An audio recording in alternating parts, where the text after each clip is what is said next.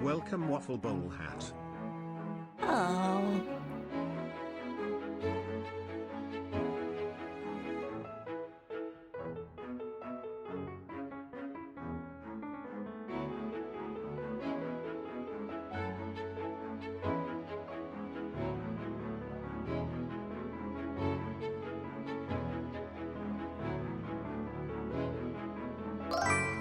Welcome Anio Sunday.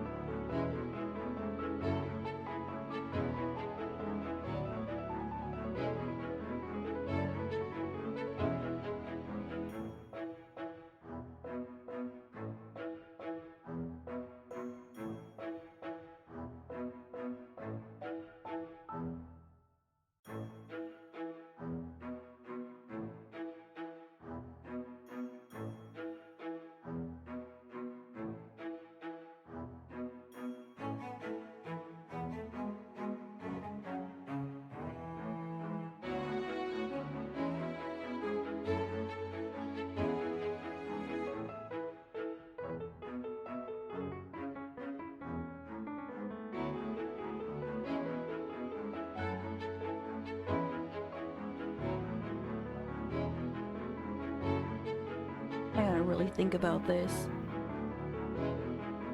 Okay, I got this. I got this as an idea. Hold on. Let me just... Hold on.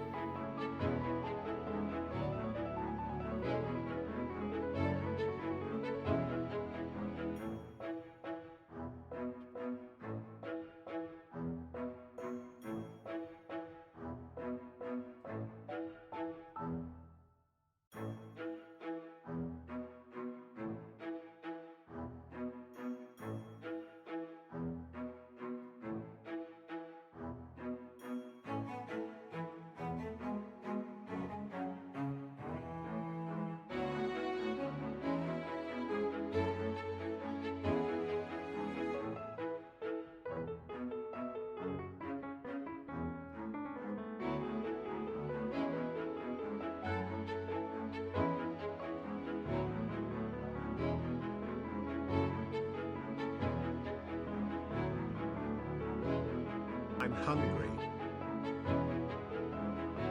I gotta make a giant sensor button. I mean, just in case. I'm scared.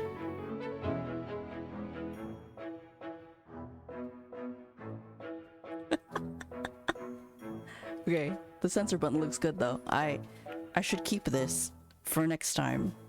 Not that I'm gonna play any weird games, but I mean, I think it would be helpful to have that.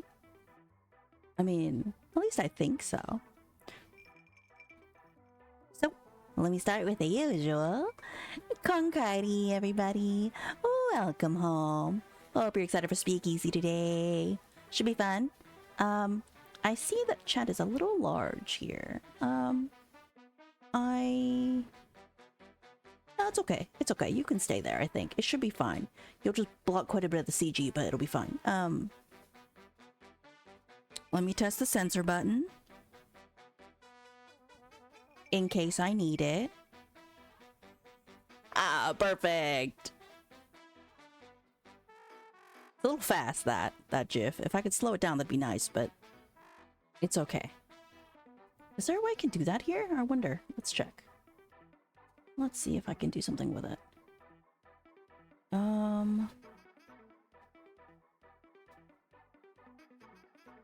Is there a way I can do something with it? I don't think so. I don't think there's a way I can slow that down from here. That's okay though, whatever. It's not that serious. I think it's fine. Okay, one more time. I should use that for everything, huh? That's pretty good. Oh, sorry, I'm a little too jiggly for this, I think. This item is, the physics are very physics. Do you enjoy a little drink? I love this is a new thing in VTube Studio now. With the sounds. Can you actually hear it? You should be able to hear it. I have it set up. It's not too loud, is it? The drinky drink. If it is, I can adjust it. I just wanted to make sure it was audible because it's cool. It's not super loud, I don't think, if I wiggle a little bit. If I wiggle a lot, then I think it'll get louder. Let me see.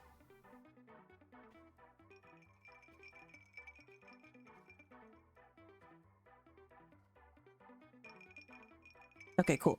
As long as it's audible, that's fine.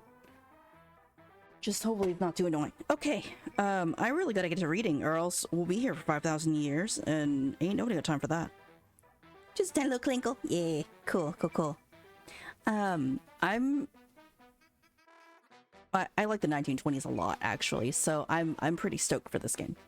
There are apparently 6 love interests. One of them is sapphic, one of them is polyam, and then there's 4 guys. So this should be pretty interesting. Good thing there's an on and an off button. The answer is off. So she cannot be changed without starting a new game. That's fine. All right, I turned it off, which means I might not need the censoring after all. Then we're good. We're good. It's a. Oh, should I check something here? Hold on. Is there a button I need to check for content?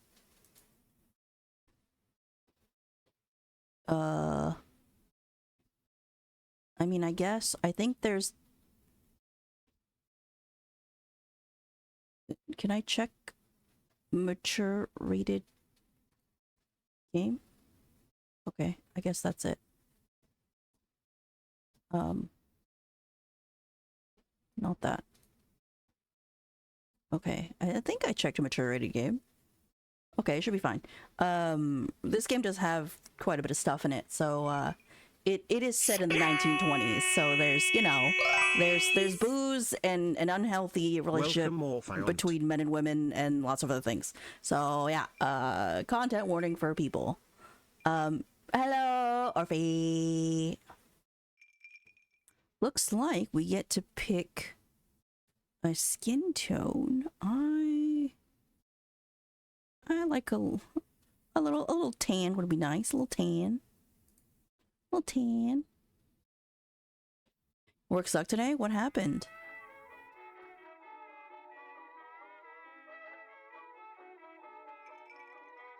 Oh, I didn't even get to pick my hair? Although the eye color is pretty close. That's not bad. The elephant saying address me? Exactly. Can I save from here? I can, okay. Let me do my auto forward back screenshot. It's safe. There you go.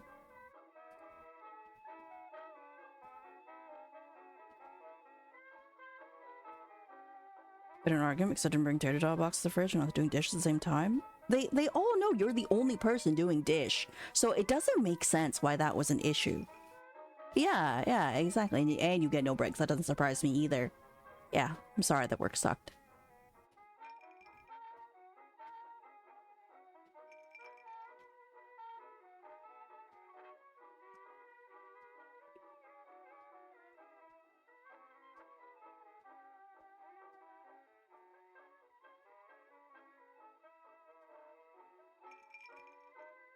Okay, I had to pre-game by hydrating. Alright, here goes. So, a melancholy jazz tune filled the darkening room as the sun set beyond the inky blue ocean in the distance. Hold on, the sun is setting. Why is the ocean already inky blue? But okay, that's fine, sure. Why not? A single figure slumped over the arm of a sumptuous couch, and her heavy sigh was drowned out by the chorus coming from the gramophone.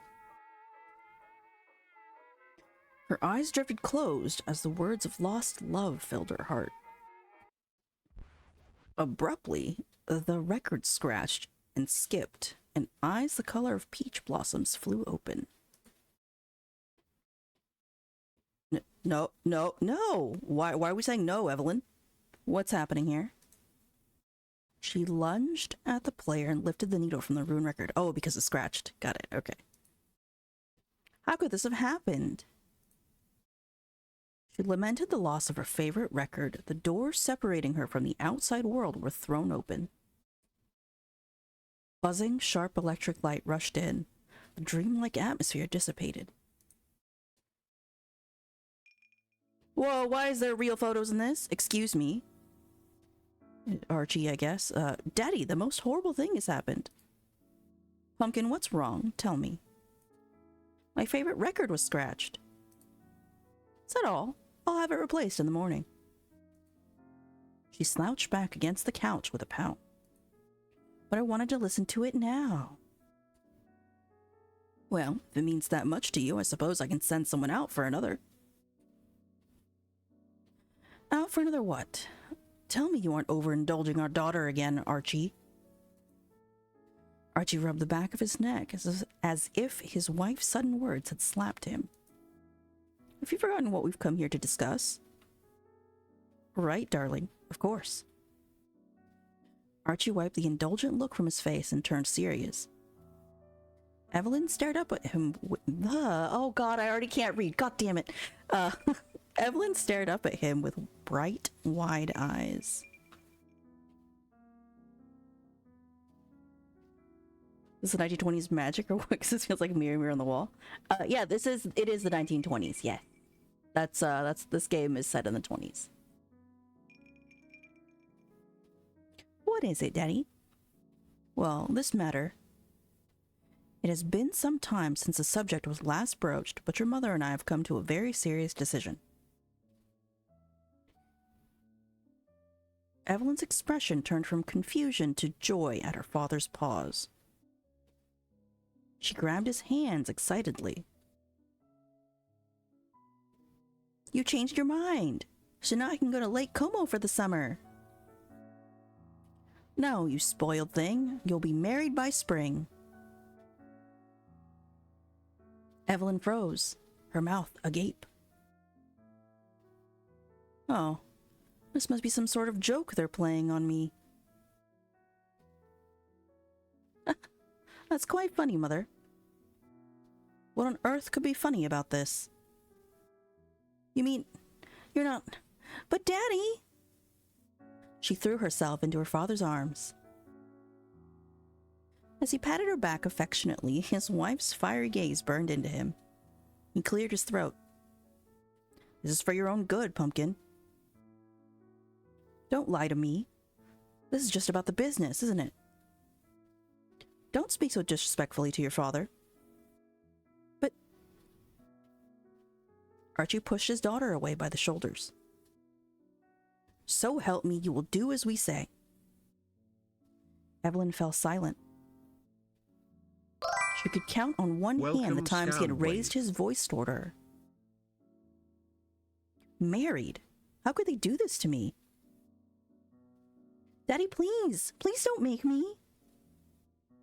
You knew this day was coming. Your father and I worked hard to secure a suitable match for you after you spurned every eligible bachelor from Santa Monica to Pasadena. Hot tears stung her eyes. She had managed to squirm her way out of several other matches in the past, but this time she knew they were absolutely serious. Too fast. This is happening. This is all happening too fast. Pumpkin, we need to be sure you'll always be taken care of. Don't you want a family of your own someday?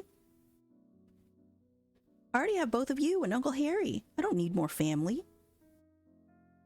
Don't be so insolent. It's your duty as the only West heir to marry a man befitting your social standing. How could you be so cruel? You expect me to just accept a man I've never even met? Oh, is that the problem? Well, let me remedy it. Telephone. Almost immediately, a uniformed maid delivered a white and gold telephone with an impossibly long cord on a silver tray. Leave us now, Hortense. With a practiced curtsy, the maid crept back out of the room. She was listening at the door. All the maids will know by breakfast. Archie, perhaps instead we... Yes, operator, get me the Belmont Hotel. This is Archibald West calling for... Hello? Archie pulled the listening piece from his ear. Hello? Damned line went dead. Lawrence? A slender finger was pressing down on the telephone cradle. It's much too late to call, darling. How about we telephone him in the morning with a luncheon invitation? Archie's rage was quickly cooled by his wife's calm words and warm smile. Look at him. He's always been putty in her hands. Of course, darling. Go to your room, Evelyn. Evelyn moved in a huff, pausing at the doorframe. I thought that out of everyone, my own family would see me as more than just the West heir.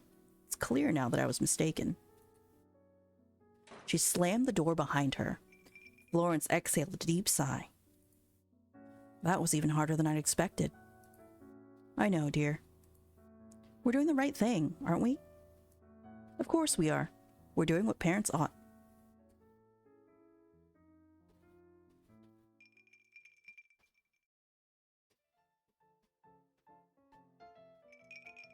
Hi, Scout. Good to see you. Sorry, I was in the middle of reading. Anywho, the game is pretty interesting so far. The art's great.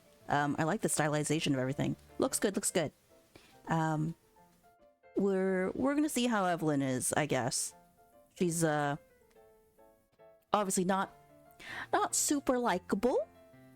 Being a you know, kind of spoiled heiress type. We love a good spoiled chick, I guess.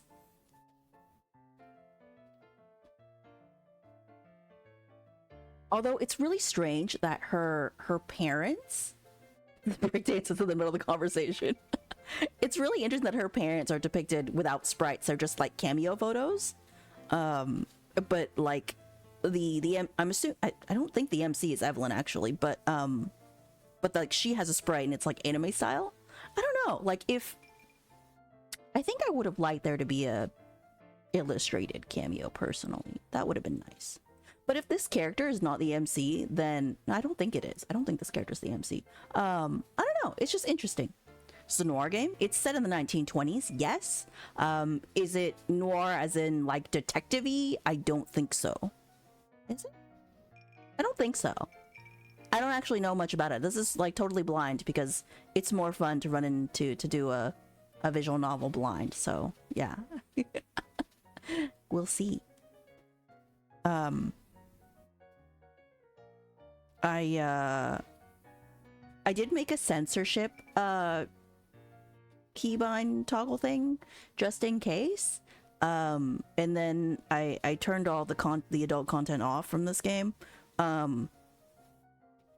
But I will still have my button at the ready just in case anything I guess isn't, you know, quite right or potentially too risque, because everyone's definition of what sexual content is can be kind of, you know, varying. This is a good visual novel going to Blind Persona 5.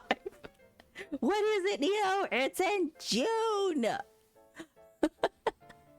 In June.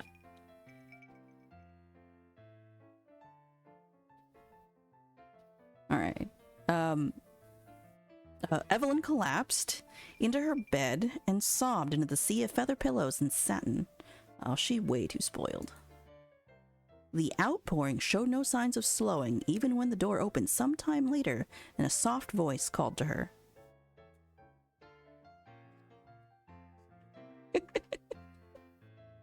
Miss Evelyn, I've brought your night clothes. She ignored the young maid and buried herself further into her bedding. I'll take those. You're dismissed.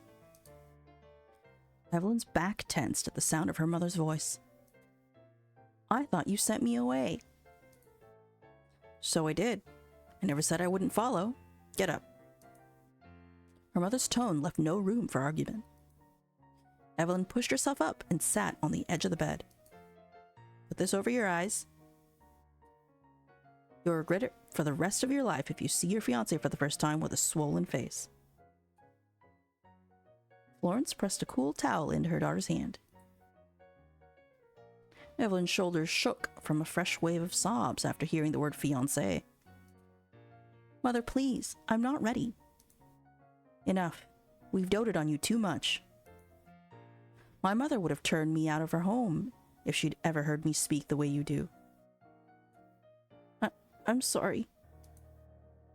You're a woman now, and there are certain expectations even we aren't able to avoid. We've allowed you to run wild for far too long. The temper she'd inherited from her father flared and burned away the tears. Evelyn pulled the towel from her eyes. Run wild? I've been kept in this cage for my entire life. You dare call this home a cage? You've done nothing but whatever you please since you came into this world. What about attending college or having friends that weren't first chosen by you? I prepared you for the life you were born into as the heir of the West family. Though you may be angry now, you'll thank me later. I will never thank you. I assure you, your husband will like that sharp tongue even less than I do. Your maid will wake you for your piano lesson in the morning. Tomorrow, wear the yellow dress I just bought you. With a swish of fabric and the click of heels, Florence left her without another look. Evelyn stared into the vanity mirror, despair giving way to a cold numbness as she examined herself. I won't wear it. She ran to her closet, pulled the yellow dress off its hanger. I won't. And I won't marry any man you choose for me. You'll see. Her body crumbled on top of the pile of fabric, and her wailing began again. The unfairness of it all choked her, till she was gasping for breath like a terrified animal backed into a corner. What if I left? Wouldn't they be sorry when I'm gone? She looked around the sumptuous room full of lavish gifts and souvenirs from far-off places. The objects that once brought her so much joy now felt hollow. Yes, they will be sorry when I'm gone. Throwing open the doors to her wardrobe, she stuffed her largest suitcase with as many clothes she could fit. Can't forget money, of course. She rifled through a drawer and pulled out all the spare bills and change she could find. This looks like it should be enough. Next, Evelyn lifted her rouges, kohls, lipsticks, and perfumes from the dresser and dumped them into the open trunk. That should be enough to last me until I can go shopping. She pulled on her coat and, mustering up her courage, peered around her door. No one. It's quiet. Slipping out of her room, she quickly made her way into the hall, her bare feet padding on the gleaming marble floors. Nearly there. She hurried down the stairs and into the foyer, for once absent of staff. Evelyn laid a hand on the heavy front door before pausing one last time at the threshold of the only home she'd ever known. I don't know what future lies for me out there, but it has to be better than having it chosen for me. Welcome, Catamaycock. The cool night air felt like an invitation from a new, dangerous acquaintance. As Evelyn inhaled a deep gulp, a shudder of excitement came over her. She began to run down the long drive, her trunk bouncing on her hip.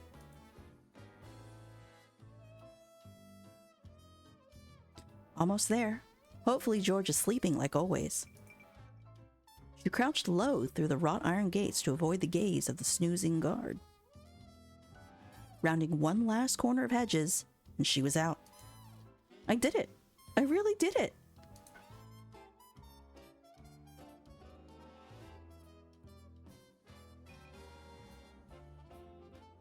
Hi, Kato. I see you. It's, I think it's called a Dream Fizz. Which, it's pretty good. Looks like, I think it's got lemon and, some rosemary, I think. It's pretty good. And it's got plenty of ice, because it makes the clinky noise. Looks yummy. It really do, don't it? Don't forget, if you update your VTube Studio, you too can get a delicious Dream Fizz. And it does the clinky clink. That's really cool. I really like this. Yeah. It's one of the default items in the list now. After you update your VTube Studio, you can grab one of these. There's also a couple other things that make noise. One of them is keys. What? Oh, the Dream Fizz? It's my drink. Just playing a game where if you don't Uno, you die? That's crazy. I would probably die a lot. Oh, you know, here, I gotta show you the keys. The keys are really interesting. I just thought they were funny. Hold on. Here's the keys. I don't know why why we chose keys as an item. But look at these. They're really cute. The keys. Here, I'll pin it to my head real quick. Look, they make the key jingly noise. When chat doesn't pay attention, you jingle the keys. Chat, pay attention. We're doing story things. So chat gets distracted by noisy keys like a baby. Exactly. How do you get it? It's all I do was it was a new update from VTube Studio from a little while ago. So if you keep your software, if you update your software, the items should be in your item thingy. They're pretty cool. Okay. Back to the story. My bad. All those times I thought about running away, and in the end, it was so easy. Oh, she's so silly. She kept running. Only once did she look back to catch a glimpse of the West Estate before it vanished behind the hills. The rows of secluded luxury estates and their perfectly manicured lawns gave way to the sprawling city below. I'd break in about a minute, by the way. Hey Dizzy, good to see you. Welcome Dizzy_. How was your stream? Hold on, what were you playing? What were you playing? You played something recently. Oh, Shout Fire out Emblem, to cool. Dizzy_. Waffle likes Fire Emblem.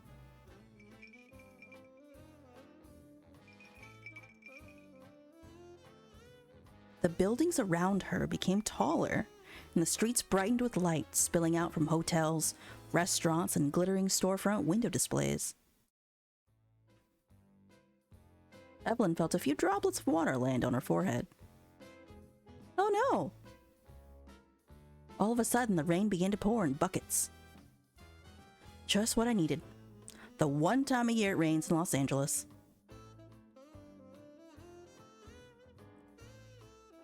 She kept trudging along, moving until her legs ached, and her clothes clung to her damp skin.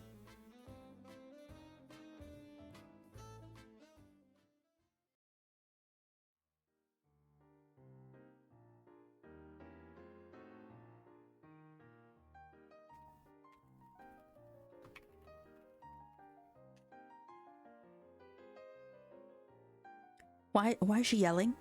It's just rain. Is she going to melt? Evelyn. Evelyn, no. Why are you screaming?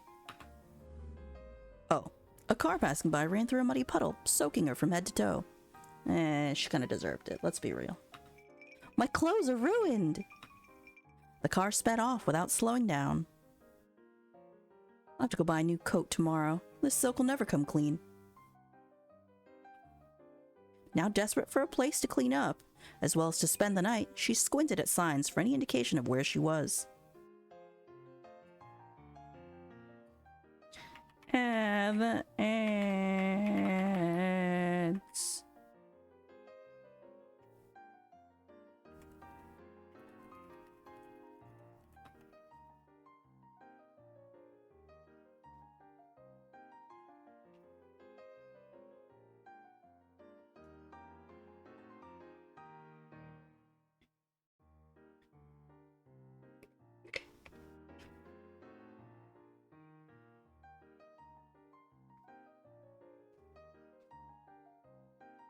Are we not in ads?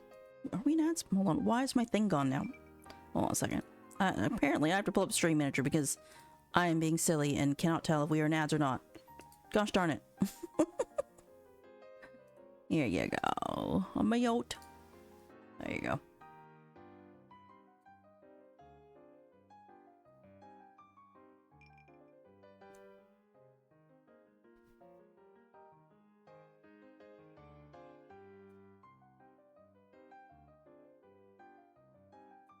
I don't think we're in ads.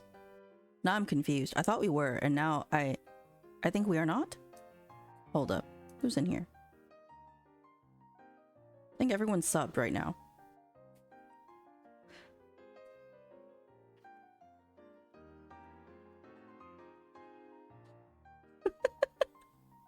Almost everyone is subbed. So I actually don't know if we're in ads. I don't think we're in ads because I think it would tell me if I remember correctly. I'm very silly. And I also clearly want to keep reading. That is the point of the game. Yes.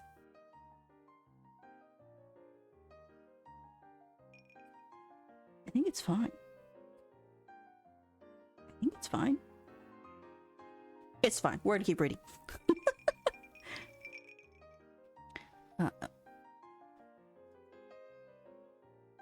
Did say it was starting, but we're all cool subscribers, so we don't get ads. Exactly. I don't have very many not subscribed viewers, which is kind of nice. Aha! Spring Street. I think the Belmont is up just ahead. Well, this is a poor choice. You knew that you shouldn't go to the Belmont. That's where that dude is. She thanked her stars for the familiar sights. Not permitted to go out on her own, Evelyn was unable to navigate much of the city. The upscale stores and restaurants downtown were the only places she knew. A laughing couple beneath an umbrella gave her a look of disdain as they passed, eyeing her filthy appearance. Oh, like the two of you look so great.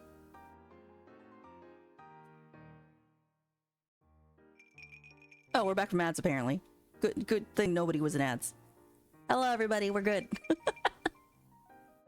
Finally, the Belmont came into view. The elegant hotel stood as a beacon in the dark, rainy night. Familiar and comforting, this is where Evelyn and her mother would often have lunch after shopping trips. Its glowing lights promised warmth and respite from the rain. And hot guys!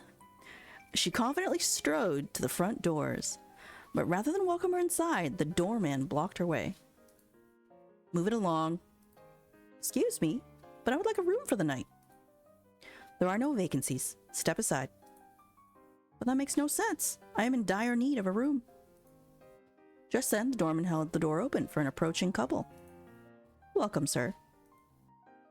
He gave Evelyn a sideways glance as he entered the lobby. What? Why did you let them in? That isn't your concern. I have money. Lots of money. I can pay for a room. There are no rooms available to you. I refuse to believe that. The doorman waved at the nearby police officer leaning against the building. What seems to be the problem? I've asked this woman to leave, and she refuses. Thank you for coming over, officer. This man has been nothing but rude. I'd like a room, yet he won't let me pass. You want a room here? A girl like you doesn't belong in a place like this. I grant you, I've often stayed in far nicer hotels, but for just one night, it shouldn't be too much of a burden. Come on, How many times do I gotta say it? You and I both know this isn't the kind of place that wants chippies hanging around. Tell your John to meet you someplace else. Excuse me? I don't know any John, but I'm Evelyn. Evelyn bit her tongue. Can't let them know who I am, or they'll send me back home. You can either leave on your own, or with me. Don't make this difficult. Why should I leave? I'm a paying customer.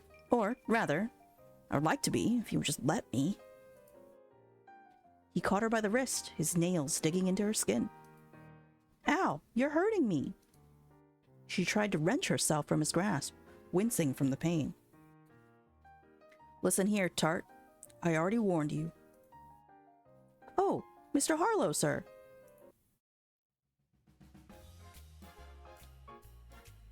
Okay. This is our first love interest, apparently. I've already written him off as mid just from outfit alone. I can't help. I'm sorry. I'm terrible.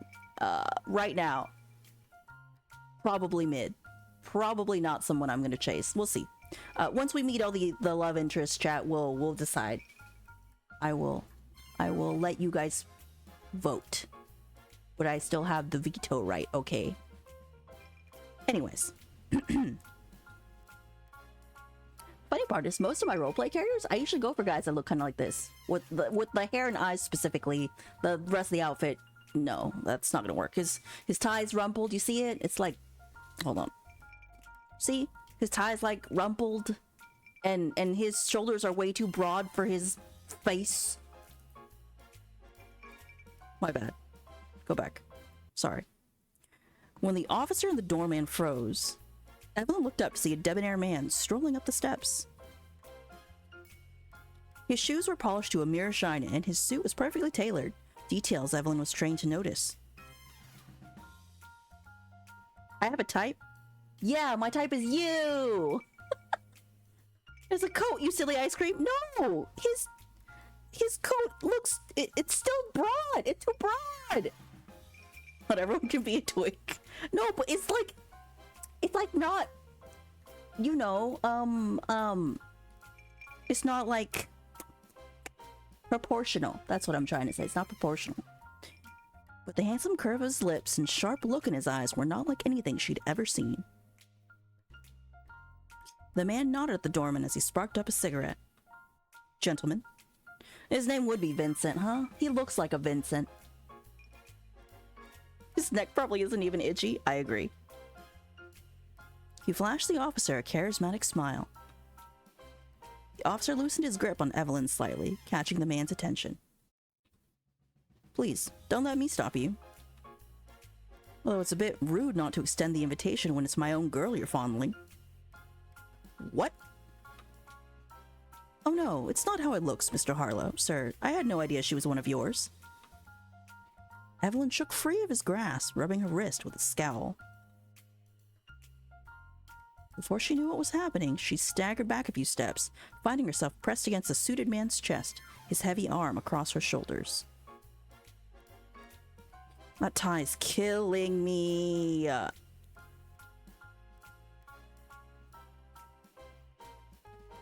Wait. He's a total stranger. That's right, she's one of mine. So, if you'll excuse us, we'll be taking this one up for a spin. You will... His arm squeezed around her lips, muffling her cry. Apologies, sir. We were mistaken. I'll let it slide this once. He ushered her through the doors, his hand on the small of her back. Who on earth is this? Evelyn is so freaking sheltered. Ugh, it kills me. Once out of sight from the doorman, Evelyn quickly wrested herself out of the man's grip. What did you think you were doing, grabbing me like that? Their eyes finally met. He hadn't bothered to look too closely at the girl before. He raised an eyebrow with a glimmer in his expression. We're saving your ass from getting tossed in the slammer for the night. Well, that doesn't mean you want to slam me around either. You know, most people in your situation would thank me. Why, the nerve of this man. I'm sure you think being a man of means allows you to do whatever you like, but I promise you, I'm not the sort of girl impressed by those things. I thought his hand was massive. Hmm? He tucked a dripping lock of hair behind her ear. And you think being a beautiful girl means you can order around anyone you want. His fingers rested behind her ears for just a moment. She shivered involuntarily at his touch. This man could be the death of me. But the fact is, kitten, you're simply muddying the carpet. He sauntered to the front desk while Evelyn stood stock still in the lobby. Let that girl book whatever room she wants. Yes, Mr. Harlow. He strolled away toward the rooms without another look. Evelyn watched his back retreat up the stairs before shaking her head and composing herself. One room with a skyline view, goose-down bedding, and a deep bathtub. Imagine asking for a room like that. A deep bathtub.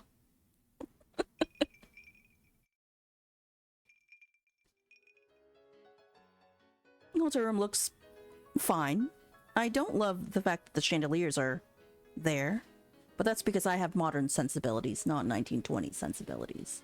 I would like something less overstated, because everything else is just very loud, and the chandeliers is just too much. Also, you'd bonk your head if you weren't careful.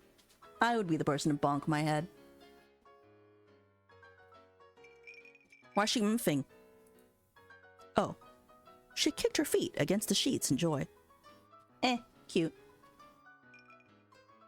His French toast is marvelous. She shoveled another forkful of syrupy fruit into her mouth. Mother would probably die if she saw me eating 2 full stacks by myself. Pushing the sticky plates aside, Evelyn rolled onto her back, contemplating the frantic search for her that was no doubt already underway. Let them search. I'm never going back. What should I do today? We should... Alright, chat. You think we should go shopping for new clothes? Or, I mean, we have money. Or should we go to the hair salon? I'm leaning towards hair salon personally, only because, we did get mud splashed on us yesterday, and I'm pretty sure we have no hair products. So, like, we probably got our hair, like, done. Because I think in the 20s, your hair is, like, extremely processed. If I remember correctly, in terms of beauty standards, like, you know, all that. So I'm leaning towards hair, but what do you think? Store or hair? What do you think?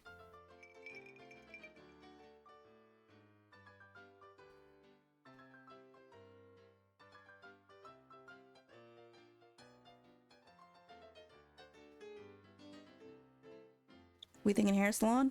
Let's go get our hair did. That sounds great.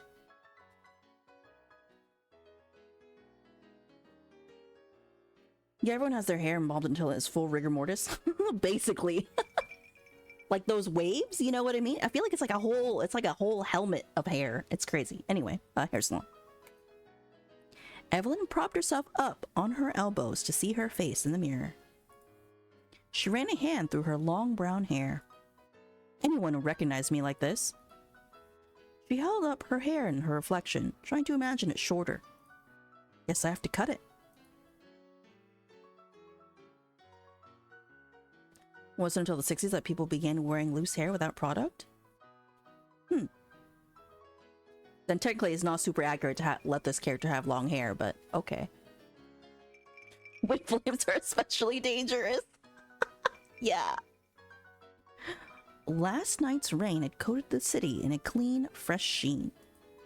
She inhaled the air deeply. Let's see, there has to be a decent hairdresser somewhere around here.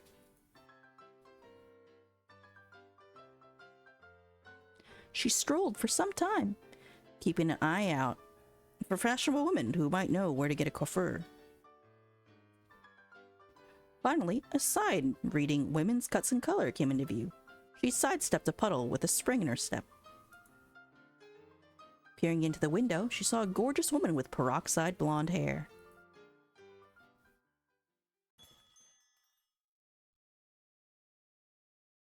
Uh-huh. Do we get to pick hair now? That'd be cool if I could. Oh no, she just got her hair done. Okay. Cool. Thank you so much. I love it. Resisting the urge to twirl out of the salon, Evelyn felt her newly buoyant curls, now several inches off her shoulders.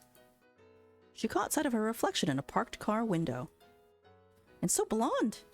I don't look like myself at all. She practically skipped back to the Belmont, riding on the thrill only a new haircut can give.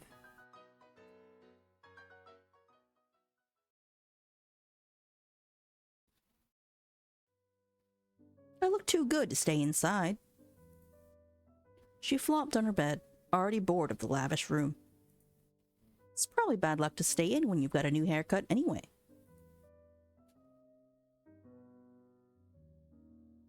It was early enough that the hotel restaurant was only sparsely spotted with diners.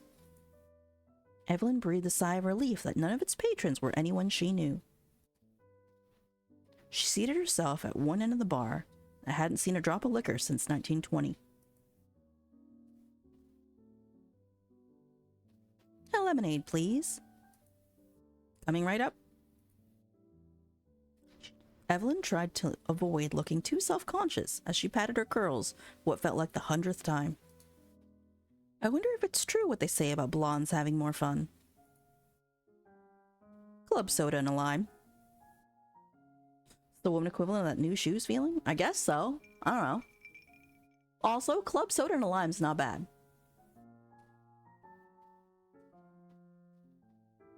It's that man from last night. The bartender passed her a lemonade, pretty spirals of lemons and cherries swirling in the glass. Bro, cherries in my lemonade? That's a little weird, but okay, I guess. She pretended to be very focused on sipping it while sneaking glances at the dark-haired man. I like the new hair. Alright, no, his hands are massive. What the frick? Look at them! They look massive! They're like bigger than her head. Sorry, I'm distracted. I can't. Cough. She nearly choked on her drink. It suits you. How did you recognize me? Dude, it's not that complicated. For better or worse, kitten, you've got some unforgettable eyes. Kitten? That again? It's the second time he's called me that. Who does this man think he is? We didn't get a chance to properly introduce ourselves last night. Name's Vincent Harlow. Pleasure. He took her hand and brought it to his lips. Flabbergasted, Evelyn retracted her hand at once. Between his expensive cologne and the lingering smoke, she could tell something about this man was dangerous. But there was also something devastatingly appealing. Vincent contemplated her, utterly unfazed. And you are? Can't very well tell him I'm Evelyn West. Wait, what about my middle name? Oh, we get to choose a name? Alright, chat. Let's pick a good name. Big hands mean big cigarettes too? I don't know. Do it though. Maybe. Custom middle name, let's go. So now we get to name our protag now? Since she's not gonna go by Evelyn. I'm looking up names now. Popular names in the 1920s. Oh, of course the Social Security Administration will have this information. We can go with several options here. Here, I'll post a link in chat. There you go.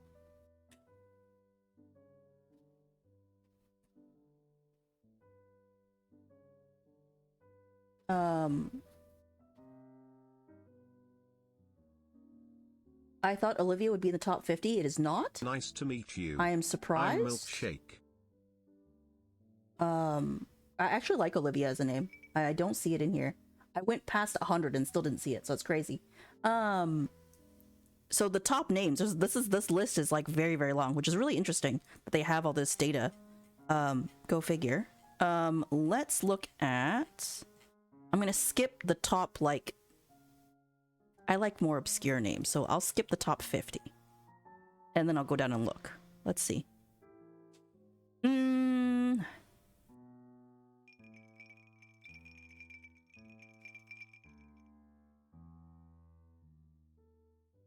We can call her... We can call her Vivian. Vivian's not bad.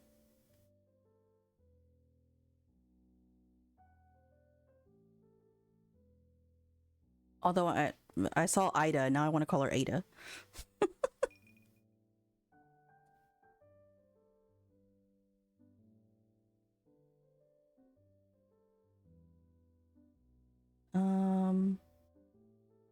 Stella's not a bad name.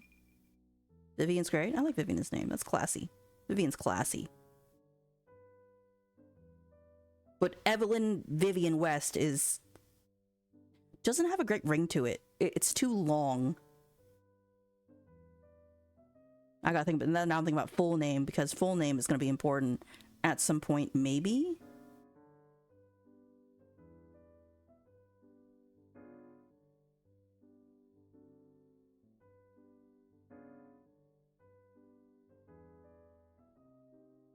Georgia would be okay. I don't know.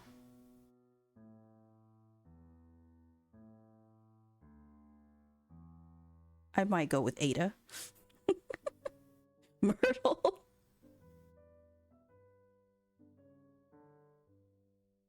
Is Myrtle particularly popular at this point? Oh, Hazel's not a bad name. You do Hazel.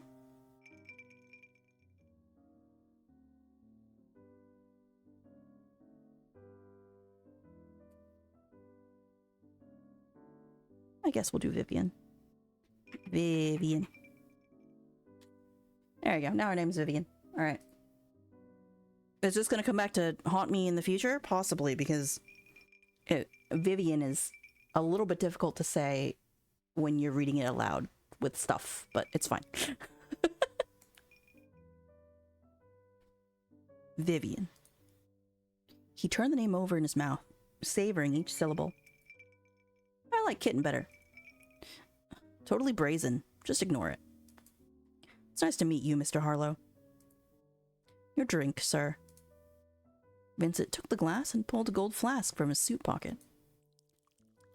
The lime bobbed up and down as he dumped whiskey into fizzing soda. Whoa, whoa, whoa, whoa, hold up. Whiskey? Whiskey and soda? And lime? That's not a drink, is it? I don't know. I mean, I wouldn't know. I don't drink. But, like, I don't think that's a thing. It's slurp drink. I don't think that's a thing. This bartender is as out of control as his tie. His tie is killing me, man. I can't.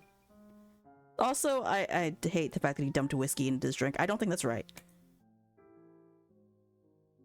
Because I'm pretty sure you don't. You normally don't put whiskey with stuff. Anyway, oh, I don't want to get out of here with you. In one gulp, Vincent downed the drink. Anything can be a thing if you're not an alcoholic. I mean, this is the 20s. I don't even know what kind of crazy drinks they be drinking. Hold on. Don't they drink egg creams in the 20s? Hold up, hold up. Let me look. Hold on. Hold on. Sorry. Right? Egg cream? That's a 1920s drink, isn't it?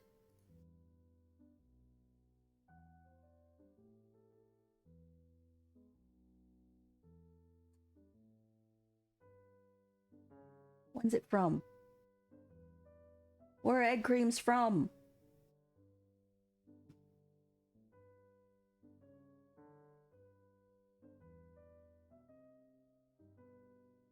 I don't know, a long time ago.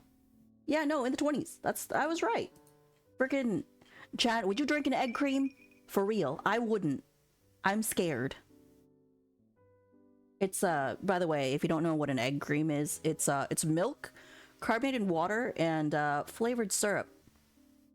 As a substitute for an ice cream float. There's no eggs or cream in it. I don't know why it's called an egg cream.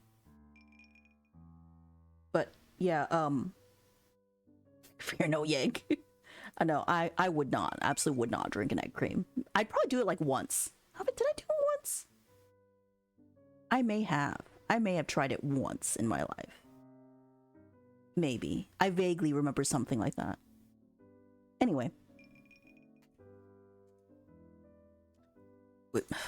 And go where?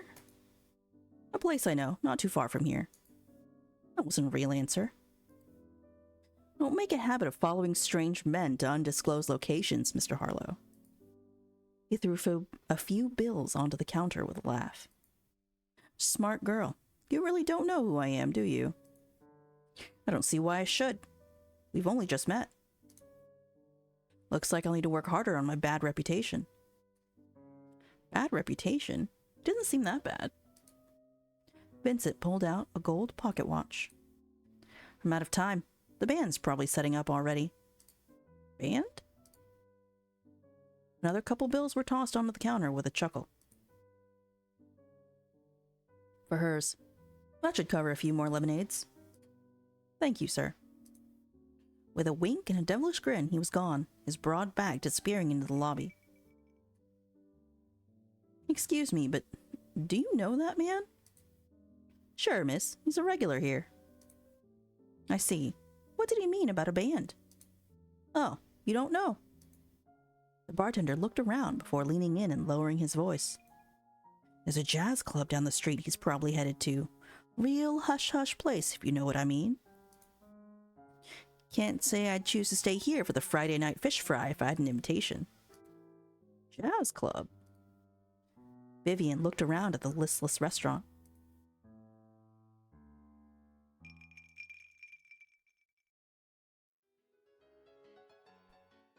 Alright, this picture of Lloyd is not a great photo, but alright. Good evening, sir.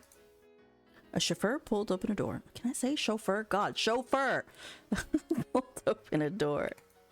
Evening, Lloyd. Just you tonight? Just me, despite my best efforts. We'd better... Wait. Vincent paused, a sparkle in his eye as he turned toward the voice. Change your mind? The bartender inside said there's jazz. Sure, kid. Jazz, dancing, and... Actually... Let's not spoil the surprise. I promise it's like no place you've ever seen. Vivian stepped forward, her heart suddenly beating wildly. Show me.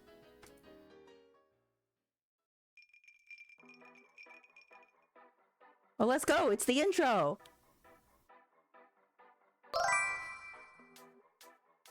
Welcome, Satamiz. Delightful, delicious, devilish.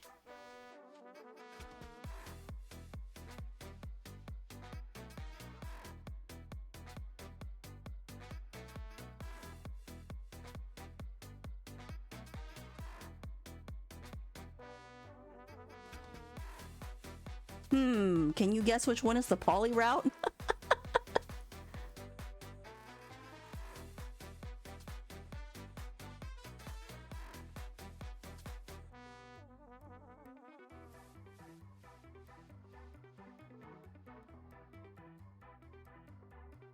Bro, excuse me. Should I skip this? Are we not allowed to be watching the intro right now? All right. That's Speakeasy, I guess. I guess I should save. FYI, this game is an R18 game, but I turned off all the, you know, the good stuff. I'm not playing with TOS, okay? I was like, nah, no. This stream is marked 18 plus. Yes, it is. It is. But we're not going to be doing all that. I'm not going to get us in trouble. So if you're interested in this game, you'll have to pick it up yourself. I think I just bought this on a whim. I'm pretty sure this was one of those games that was quote unquote advertised in Date with Death, I bet you. Probably. That's probably why I bought it. Let's be real. But that's cool. Anyway. Up you go. Come on, everyone's waiting. He guided her to the sidewalk. Two rough-looking men with their faces obscured below umbrellas were loitering in front of a heavy door. The light from a flickering street lamp reflected off a smile filled with gold teeth. She shrunk away from him and gripped Vincent's arm, wondering how someone could have lost so many teeth. Fellas? Boss. Vincent clapped the gold-toothed man on the shoulder as he pulled the doors open. This is just an office building? Excuse me? Am I being led to, like, my death in which I will lose a kidney? What is this? Vincent led her down the long, dim hallway while Vivian fought against her urge to run away. Waiting for them at the end of the hallway was another door and two more men, though these were dressed much more fashionably. They would have looked right at home in any of the finest establishments in the city. Vivian kept walking forward, expecting this door to be opened for them as well, but she found herself being tugged back instead. Oh. You won't find anything through that door but a restaurant with overcooked roast beef and a bunch of geezers who aren't very much fun. Ew, overcooked roast beef? Yeah, I wouldn't go there either. We're going through the other door. What other door? Vivian looked around them and didn't see any other exits from the hallway. Vincent grinned, delighting in her confusion. This one. He pushed the wall to his left, and to Vivian's amazement, it smoothly gave way, revealing a descending staircase.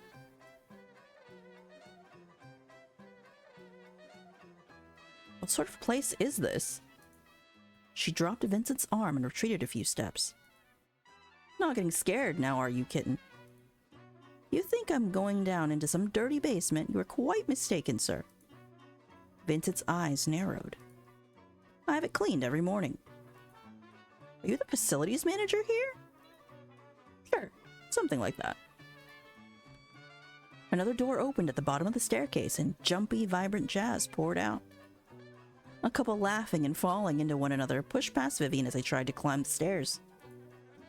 A drunken man's laughter gave way to frantic desire, and his hands began to whoop the Yep, okay. Skip! Oh, to be doing such a thing in public. I also am not going to say this line.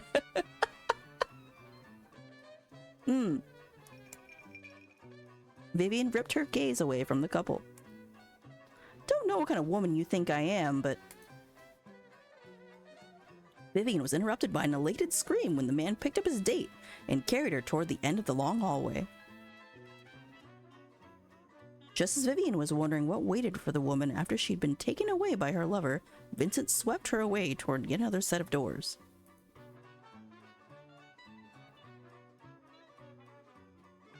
Vincent shrugged off his coat and tossed it onto the counter. He rang the bell and looked into the room with annoyance.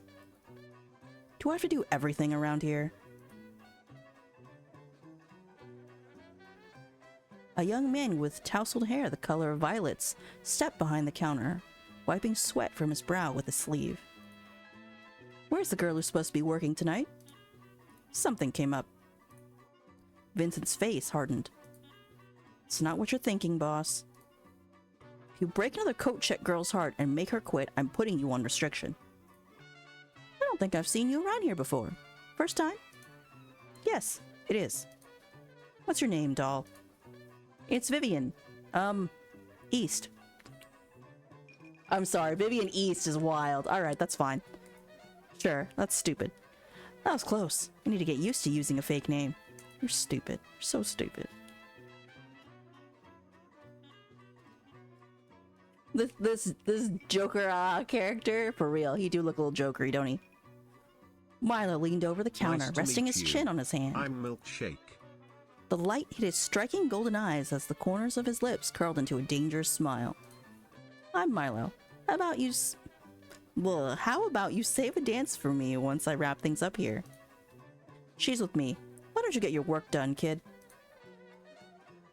It's just a little old dance. I wouldn't do anything half as bad as you would. Vivian's eyes flashed between the two men's glares at each other. Milo was the first to break into a smile and look away. So, what do you say? I don't care who this Mr. Harlow is. You can't just decide who I will and won't dance with. I suppose that would be fine. Milo paused his drumming of the countertop to clap in triumph. Great. Now that's settled, I better get back to work. See you inside, Vivian.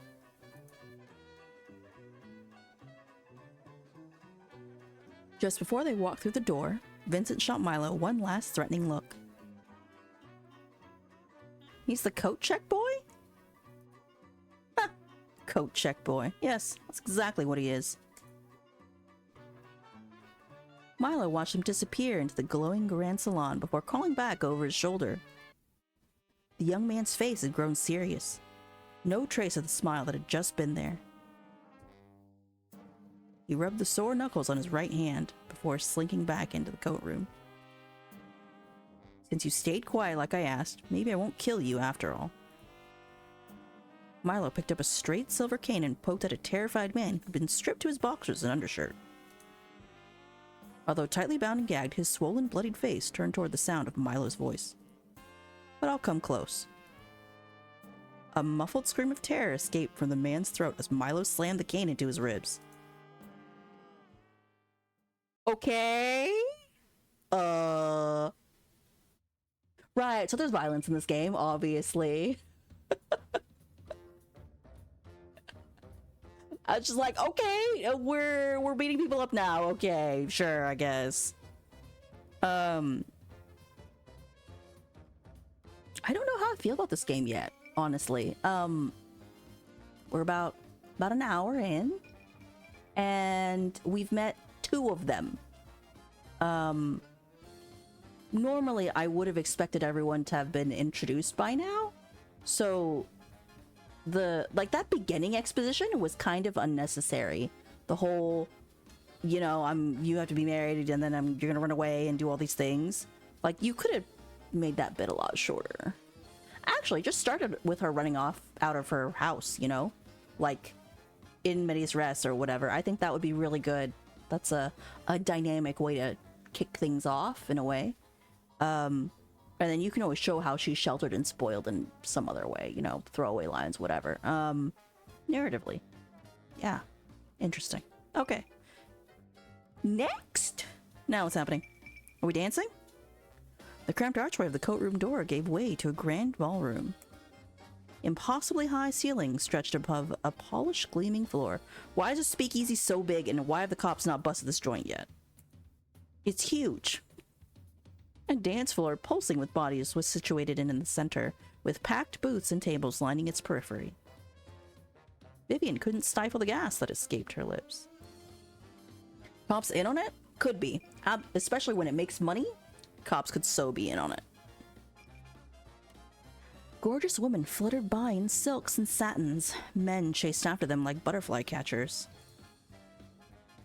What do you think, kitten? I was right, wasn't I? Vivian nodded, spellbound. This place was certainly like nothing she'd ever seen. It's spectacular. She would have been happy to linger in the doorway all night, but Vincent seemed to have a destination in mind.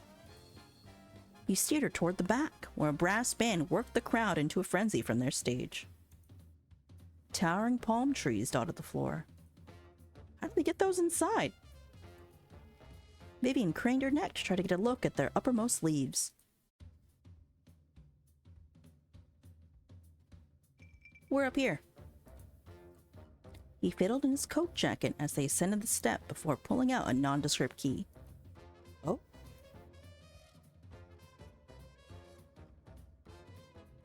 Let me in! Let me in! Looks like someone's lost. Dahlia Reyes, I know you're in there. The man swiveled his head toward Vincent and Vivian's impending footsteps. His eyes are completely bloodshot. Can I help you? You. Mr. Harlow, sir. I need to see Dahlia right now. Well, if she's in there, she certainly doesn't want to see you. Why not? Why won't she see me? I need to try again. Goodness, he's urgent. Perhaps a scorned lover? How to put it so you'll understand? Dahlia doesn't want to see you in the same way you or I wouldn't want to see a worm. It doesn't bother her, really affect her in any way, but she'd rather not. You see? Did you just call me a worm? Think you beat me to it.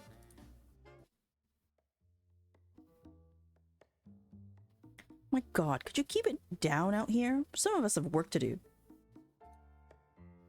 Vivian's breath caught in the back of her throat at the sight of the woman in a suit who emerged from the office. Her delicate features rearranged into an expression of disgust as she looked down at the man cowering before her. You. I told you to leave. Leave? How could I leave after that fortune you told me? My business will fail and my wife will leave me?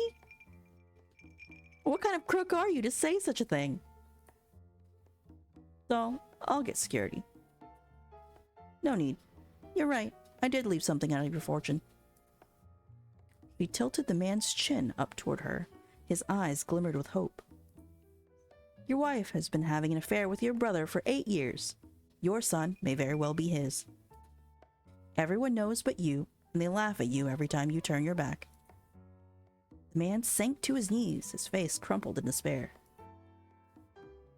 The scarlet-eyed woman glanced at her watch. And right about now, they're together in your bed. If you hurry home, you may be able to catch them. The man stumbled away, limping down the stairs. Oh, and if you want to off yourself, spare your family the trouble of the body and just jump off the Santa Monica Pier.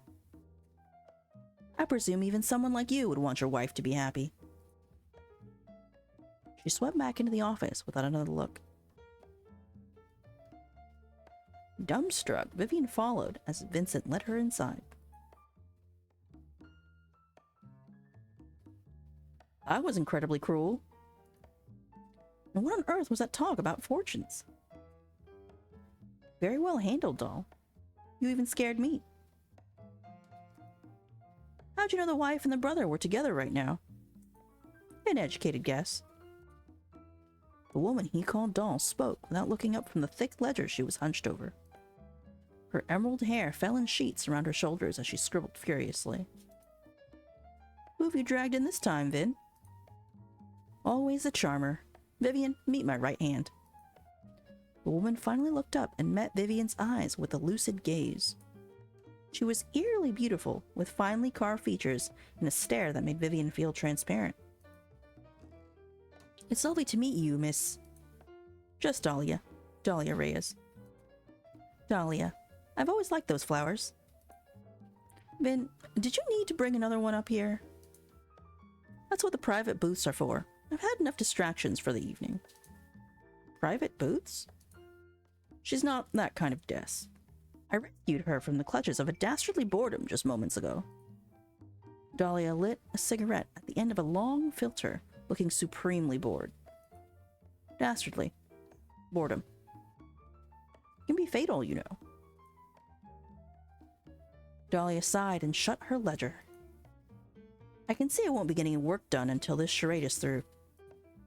She gestured at Vivian with a fluid wave of her wrist. You want to tell the story, or are you going to let him do it? No, it's not much to tell, really. I was drinking alone at the Belmont restaurant, you see. This one here can throw back a lemonade like you've never seen. Vivian's lips pursed, but she doggedly continued the story. And Mr. Harlow and I had already met last night, where I was having a bit of difficulty with the Belmont security. Due to the rain, I looked perhaps a tad disheveled. She looked like a drowned cat. Dahlia inspected her fingernails as they spoke. She been listening? And Mr. Harlow helped me out with them. That's all, really. Now, have you spent much time at the Belmont before? Well, of course.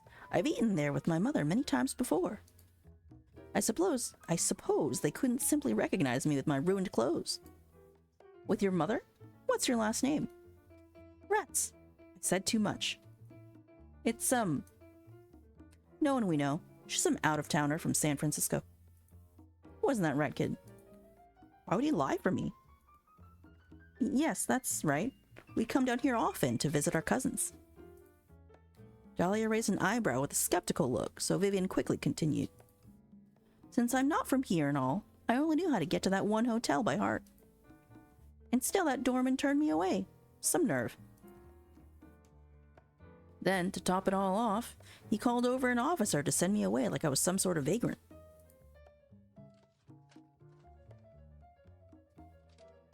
Vincent perched on the desk, rustling some of Dahlia's papers out of order. She glared at him. Vin, I swear, if she was just some charity case, why did you have to bring her up here? Took a special interest, I suppose. I don't know what to do with you. When will you ever have time to work if you keep inviting up every girl who catches your eye? Doll, come on now. Stop calling me that. Vivian looked on as the two bickered like children. Vincent pinched Dahlia's ear while she swatted at his large toned arms. Almost as though they were speaking some private language, Vincent turned back to Vivian with the air of having come to a decision after lengthy discussion. Now that's settled, kitten. What do you say you and I... Another whack. Can it, Harlow? I'm not done. Vincent rubbed his bicep with an exaggerated pout. Look, I know a little Los Angeles rich girl when I see one. I don't know why you're trying to hide it, but you know I'll find out why. Lie? You don't believe me? Dahlia pinched the bridge of her nose in exasperation. Did you not just watch the scene outside? I'm a seer. Seer? Fortune teller, kitten. Oh, so that's what that was all about. That's amazing. I've always wanted to visit a psychic. Dahlia visibly winced.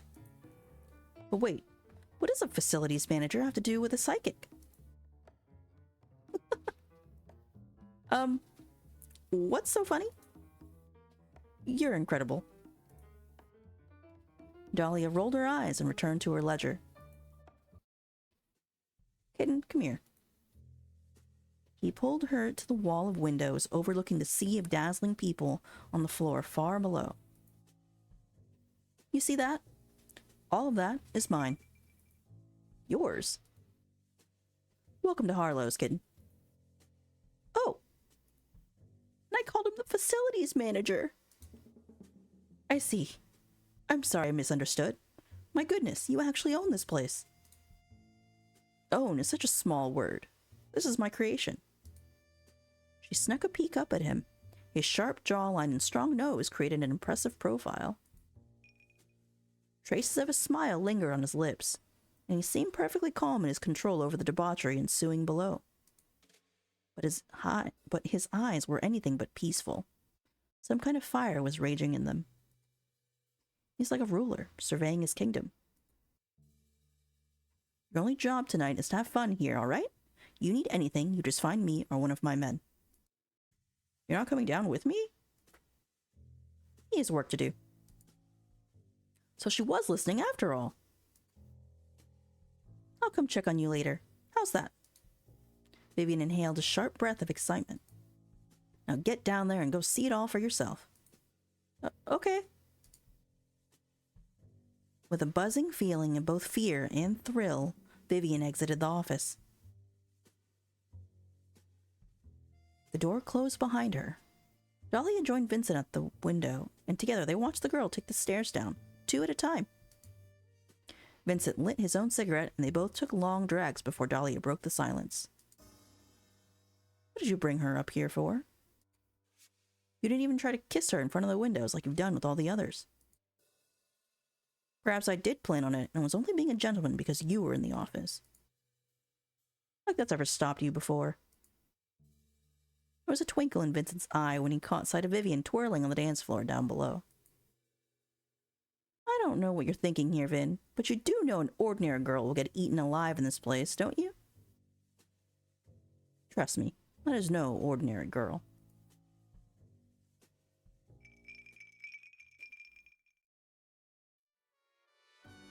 Pause. Saving. Alright, chat, how are we feeling about the story so far? Just a quick check-in, since we're in a good place to stop narratively. What do you think about the story so far? I think it's, kind of middling, honestly. I'm not super invested right now. I'm waiting for it to pick up, you know?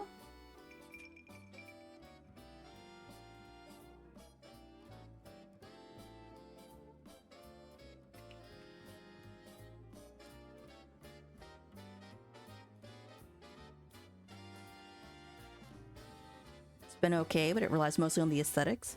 I agree.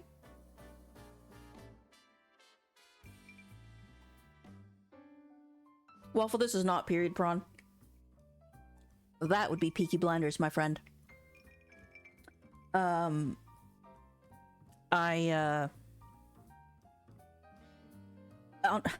terrible as it is, playing this, actually just makes me want to play, what is it? Hold on, I have to look it up. It's that other one that we played, hold on. Or that I got partially into. It's, the one with the flapper? What's it called? I already forgot what the game is called. Oh no. The one with the psychic flapper. That one is really good. I feel like I should have played that instead. That one is actually compelling because there's a murder mystery to solve. And it's got supernatural elements, which is fun. But this is, you know, it's meant to be high society-ish kind of thing. Sorry, Erpy. I'm hungry. Hey, remember that one? Yeah, that one was way better than this one. Primarily, I mean, there are mechanics to that one, so I mean, can't remember the name. I think it's called. What is it called? It's a game on Switch for sure. Hold on. What was it called? I'm gonna look it up so I can tell you. Hold on. Where is it? Is it?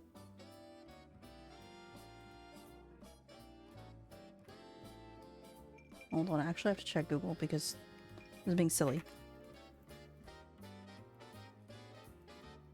What's it called? I can't remember.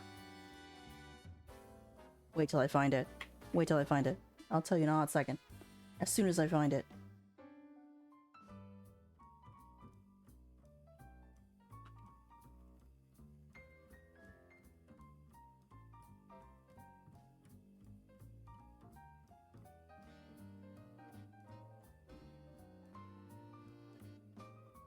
I don't remember what it's called. Now I'm mad. Because it was really good.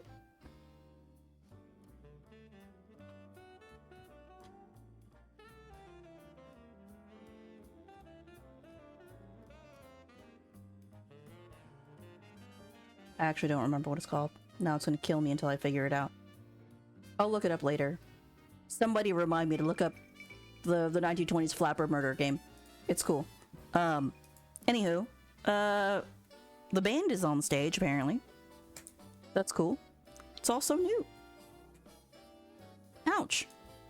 Hey, look out, Jane. A couple had nearly Charlestoned her into a palm tree. His partner giggled as Vivian felt her face grow hot. My name isn't Jane. Poor thing, she must be new. Ignore them. Still, they were right. She was overwhelmed and it must have shown on her face. Mew? There's a cat? What would a cat be doing here? Continuing along the edges of the room, she crouched slightly to listen for the meow again. There's a cat in this game? Cat? Oh. The pitiful sounds were coming from underneath a chair shrouded by large plants. That is not a cat. That is a baby tiger. I'm confused.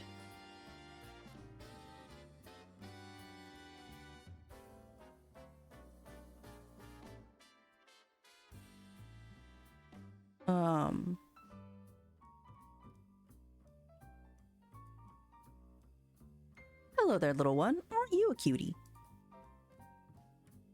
Happy cat noises. Stripes?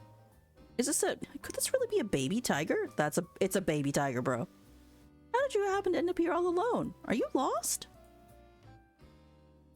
Vivian stretched a hand toward the tiger cub, who cautiously sniffed it. It's okay if you're scared. This place is a lot to take in for me, too. It's alright. I won't hurt you. The little tiger slowly crept out from beneath the chair. There, that's it. Come on now. Once freed, he bounded up into Vivian's arms. Ah, you're too cute. She took a seat and snuggled with the cub, who was getting more playful by the moment, batting locks of her hair. They watched the party go by for a few minutes when a cart of pastries trundled past. Oh, hungry. Wait, don't. Uh-oh. Little cub leapt from Vivian's arms and ran off after the blah blah. I can't. And ran off after the desserts. Wow, what is wrong with me today? Sorry. Have I hydrated? Hold on. Another sip of water. Hold on. Let me hydrate. Then maybe I can read better.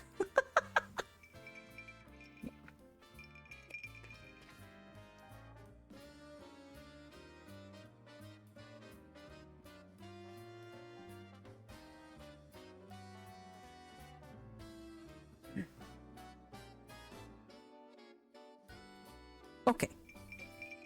Let's try this again. Maybe I need to read slower. Let's try that again. Alright. Vivian sprinted to follow, but the cart and cub were quickly swallowed up by the crowd. Rats, where did he go? I say, never had such a delicious cherry Danish in my life. That way. Chat, would you consider a cherry Danish a dessert? Or is that breakfast? Excuse me, pardon me, just need to get through. I will not meow like a cat, thank you. That is not as fun. In between the partygoers sampling eclairs, Vivian spotted a flash of striped fur. There. Got you now. Ah. She felt the weight of another body on top of her. Hello? Ah, sorry. The man sprang to his feet, reached down to lift Vivian, then retracted his hands as though he thought better of it. Vivian stifled a gasp at the dark, strange tattoos sneaking up his arms and exposed chest. Are you okay? I was running after Momo, and then there was a crash. I guess that was you. No, I mean me knocking into you. Are you hurt anywhere? Ad break in a minute. No, I'm fine.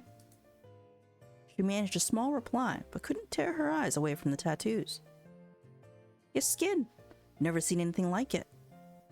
Do they even have tattoos in the 20s? How did they even do, like, stick and poke? Like, how?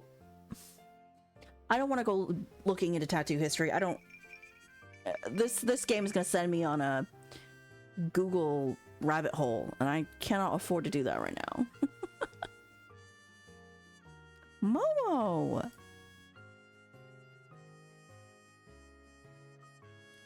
Within all the commotion, Momo had managed to scrounge up a pile of pastries. He happily chomped and cooed contentedly. There you are. You caused a big ruckus for everybody. Apologize to the nice lady. Happy cat noises. The tattooed man moved to pick up the tiger cub, and Vivian instinctively turned to shield the animal from him. Huh? Oh! Thank you so much for taking care of Momo. You were trying to catch him too, huh? The man gave her a boyish grin and sheepishly ran a hand through his hair. I don't know how the little guy keeps running off, but he really hates crowds. So it's lucky he likes sweets so much, or I might not have found him for hours. He's yours? Yep. Well, he's actually Mr. Harlow's, but I raised him since he was just this big. The tattooed man held his hands a few inches apart. I see. Well, he's a darling. I've never met a tiger before. As if in response, Momo gently nipped at her index finger. See? He loves you. Alright now, Momo. Up you go. Bye, Orphe. I hope you don't get fired. Later. Thank you for that, pet. Oh no. Sorry for the ice tinkle. Thank you for the pet.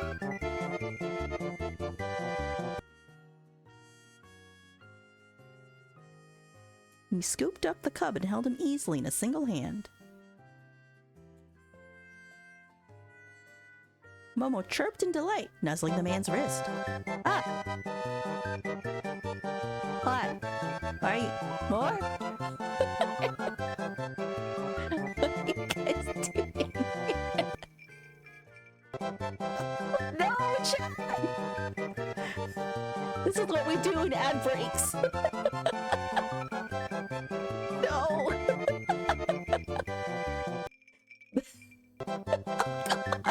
No, chat, please! The game is derailed, it's over. Welcome Morenji_J. Hot man, I know, right, Jay? Hot man! Why is there another one? Stop! No, chat, please! I can't!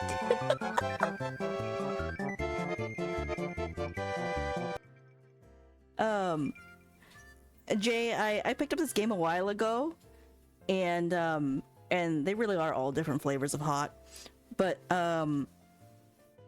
this is where's my store page link? I will share it so you can also look at it. Where's the share button? Hello? How do I do anything in this? Hello? Where? How do I? There it is, right there. I'm silly. I just can't read. It's fine. There it is. Don't worry, Jay. I had a feeling. There's a lot of mature subject matter in this game, though. So I prepped a censor button just in case. But I don't think I'll need to use it, so it'll be fine. Because you can turn some stuff off, so that's probably a good thing.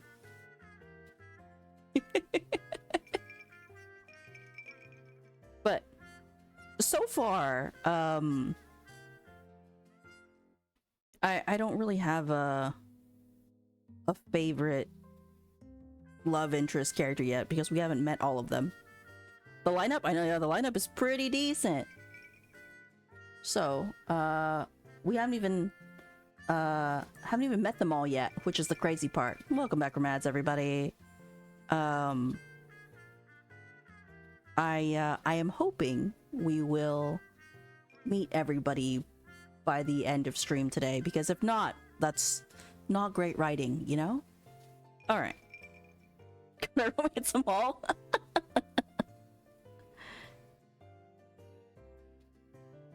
I'm hungry. Oh, I didn't read that. My bad. Go back. Oh, and I'm Silas, by the way. You already met Momo, so I ought to give you my name, too. It was a pleasure to meet you, Silas. My name is Vivian. Vivian, huh? That's a really pretty name. Why, thank you. I'm really, really sorry about the incident back there. I would never mean to do anything like that. Thank you for the lurk, Jay. It's really alright. I've already forgotten all about it. Oh, good. Okay, say bye now, Momo. Cat noise. Goodbye, Momo. With another brilliant smile, the man disappeared into the crowd again. Those tattoos were a fright, but he still seemed awfully sincere. Pardon? A stranger had linked elbows with her and whisked her onto the dance floor. Bro, imagine just being grabbed and sent to the dance floor. Where are you taking me? Taking you? Honey, it's just a dance. Swept up in the lively atmosphere, she twirled from partner to partner, her giddiness increasing as the music sped up. No one knew her. No one cared. The thrill of anonymity coursed through her as she pressed up close with people whose names she would never know and didn't care to learn hers. I never knew music could feel so alive. More than anything, the music was her companion, surrounding and buoying her.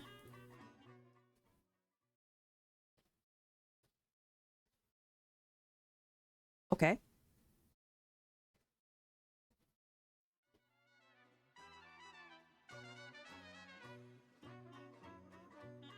After a particularly fast dance, she flew to the sidelines to catch her breath. How much time has passed? 10 minutes? Excuse me, do you have the time? Nearly 1. I should go to the booth before they get too crowded. 1 o'clock in the morning? How'd it get so late? Miraculously, she didn't feel the least bit tired. I ought to explore a little more.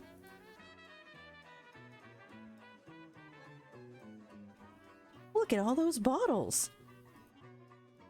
I haven't seen a place that serves alcohol since Rome last New Year's. What'll it be, miss? Oh, I'm not sure, Mr. It's Marshall. The bartender peered at her for a moment before leaning forward. He's looking rather intently. Is something wrong? Rosy eyes. Ah! Safe. My bad, didn't mean to hit that. Excuse me? Mr. Harlow told me anything is on the house for the girl with rosebud eyes. I see. That was generous of him. So, what would you like? Vivian scrutinized the rows of bottles behind the bar, trying to make out their labels. I don't suppose you have a menu? Afraid not, honey. Leaves a paper trail. Thought you'd like me to make you something popular with the girls. That sounds just fine. She watched him as he poured a simple syrup in with a liquor, adding shaken ice, and topping it off with a deep red juice. A curl of lime adorned the rim of her glass he handed her. Is there alcohol in this? Sure is. Ah.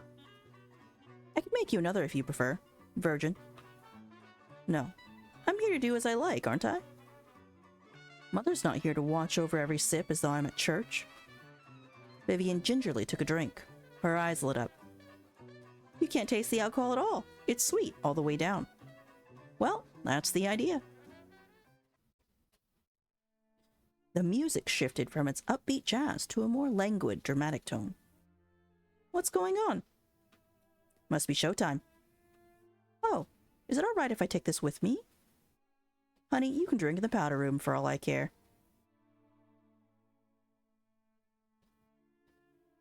Such a crowd.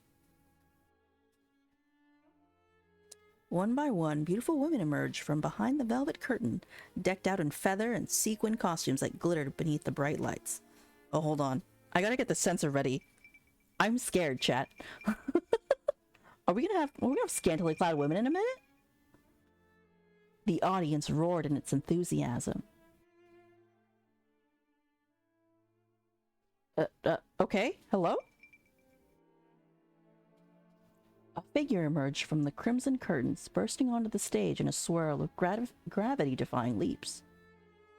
His silvery white hair floated around him like an unearthly angel.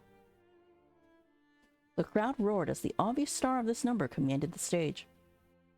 He's spellbinding. Under the golden spotlight, his pearly skin appeared as though translucent. His otherworldly features, almost like he had been drained of all color, could have been carved from ice. Suddenly, without warning, he brought his ankles to his mouth and tore the ribbons with his teeth. He's going to fall. Tumbling toward the stage, he flipped in the air until he landed on his feet without a single quaver. The audience erupted in cheers, exhaling a collective breath. I've never in my life seen such a performance. Once the solo ended, the silvery man slipped seamlessly into the dancer's choreography.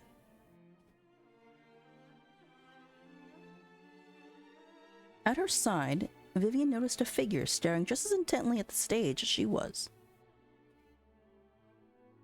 When the lights flashed, they reflected off a tear making its way down his cheek.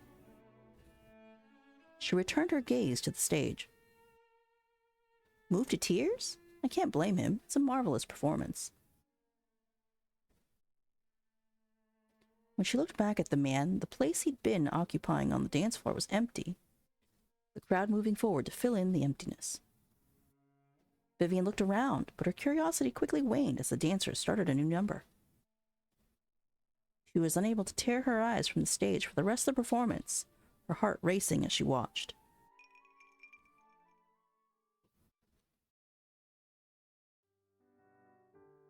When the dancers finally left the stage and a pianist took their place, Vivian leaned against a pillar to catch her breath. The performance had dizzied her, and she found the cool marble soothing on her skin. Wait, is that? The woman in the suit from Harlow's office earlier was tucked under a palm tree with a stunning redhead. Slacking off work, I see. After all that grief she gave me, too.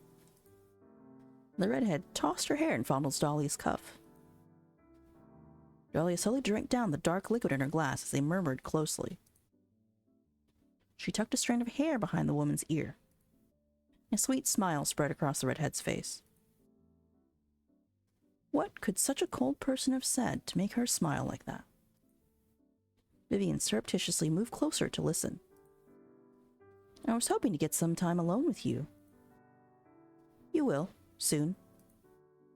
Things have just been crazy with the business recently. It's more work than I can keep up with. You always say that. But from what I've seen, you can keep up with just about anything. They seem close. Sisters, maybe? They don't look anything alike. Dahlia downed the rest of her glass before taking the redhead by the elbow into a private booth. That's not a bad idea. I'd like to get some rest myself. Chat, we all know what goes on in a private booth. I am scared. There are going to be things happening in here. Ugh. Thank you for the lurk. She spotted a nearby booth shrouded in darkness that had a perfect view of the pianist.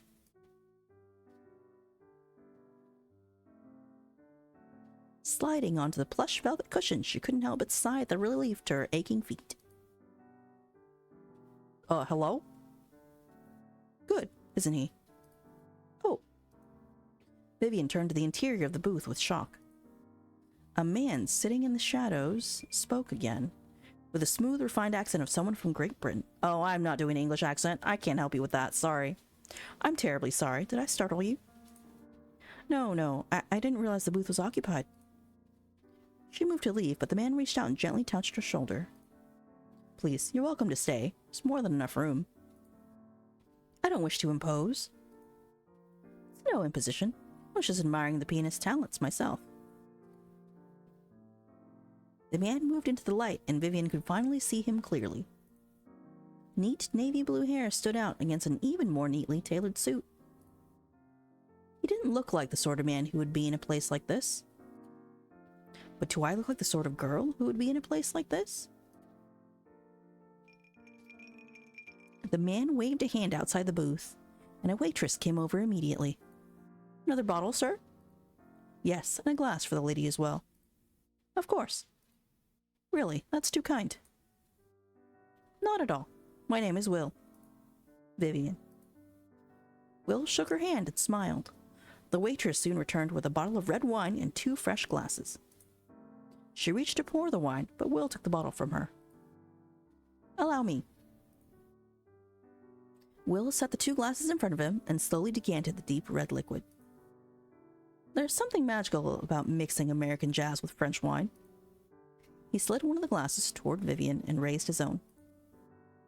A toast to unexpected pleasures. Charmed, Vivian clinked her glass with his. There was something at once inviting and disarming about this man. May I ask where you're from? Sussex, though I spent a great deal of time in London.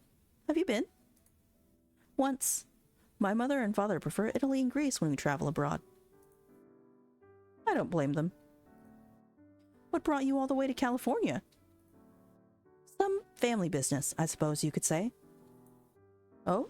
Are you enjoying your stay? As much as can be expected. Rather anxious to conclude my business, though I'll miss the music if I return home. Vivian sighed dreamily as both their gazes returned to the stage. It is something, isn't it? My mother would have kittens if she heard me practicing jazz. You play? He leaned forward on the table, his interest now centered on Vivian. Piano? Since I was a girl. Tell me, what's your favorite? I found you!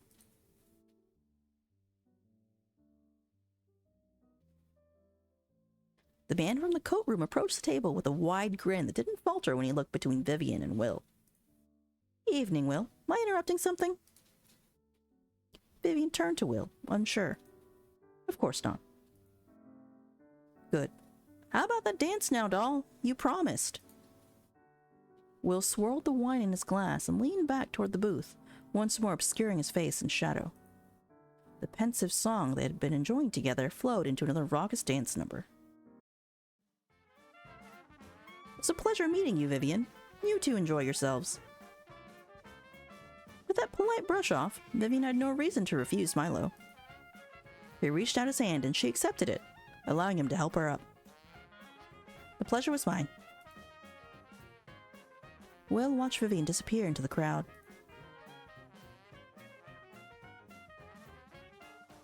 Your fate's already sealed, old boy.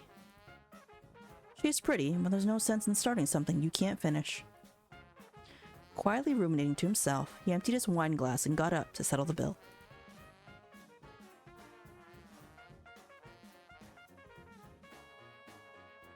As she was dragged away back into the mayhem of the dance floor, she looked back. But by then, the crowd had closed in around her and she could no longer see the booth at all. Milo took Vivian's other hand, and soon they blended in with the rest of the dancers as deep night gave way to a misty morning.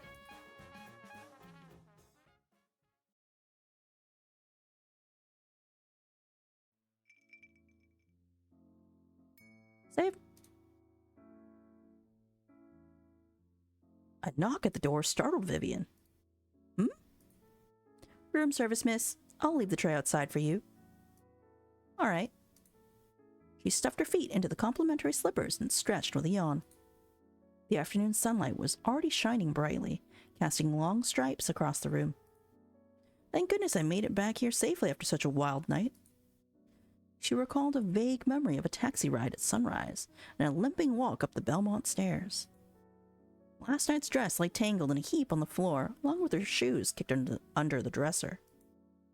French toast again! She sat by the window, happily munching her breakfast at 3 in the afternoon. She picked up the glass of orange juice when her eye fell on a small envelope tucked under a napkin. What's this? Dear Miss East, the Belmont thanks you for your stay. As is customary, we ask that our esteemed guests pay in increments of every other day. As you have now stayed with us for 2 nights, we request that you pay your bill of $100 at your earliest convenience.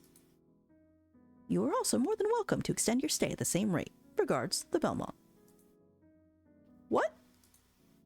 $100? I think that's what Daddy paid for my last custom dress set. She rifled through her luggage, hoping she'd remembered to carry some bigger bills or checks. She managed to scrounge up $26. Not even close. Pacing the room, she pondered her options. Can't go home, and I can't stay here. There's no one I can ask for money without ending up right back home with Mother and Daddy. She fell back onto the bed, staring up at the ceiling. What do poor people do when they stay at a hotel? Suddenly, she sat bolt upright. A job! That's it. It's so simple. I'll get a job. Her breakfast forgotten, she started to dress. I bet Mr. Harlow would know where I can get work. I'll ask him to help me find a good one. Better pack up, just in case. Her things once more stuffed into her suitcase, she looked both ways before slipping out of the room. Alright, one sec. I need to know how much $100 in 1920s money is. Hold on.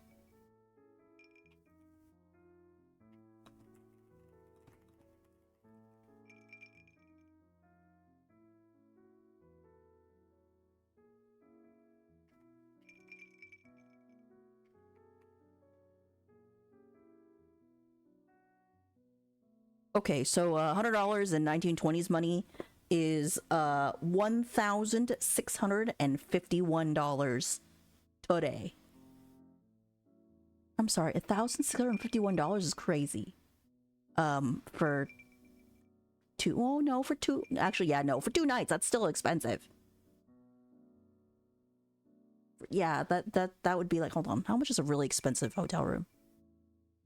Like, $800? $900? That's not, I mean, there are more expensive hotel rooms. I don't know. I don't like that. That's weird. That's a lot of money. Regardless, that's a lot of money. Okay. Carefully now. It won't do it all to get caught before I have the money to pay the bill. She snuck along the periphery of the lobby, nearly to the door. Ah, Miss East. Rats. The overeager hotel manager was already making his way toward her with long strides.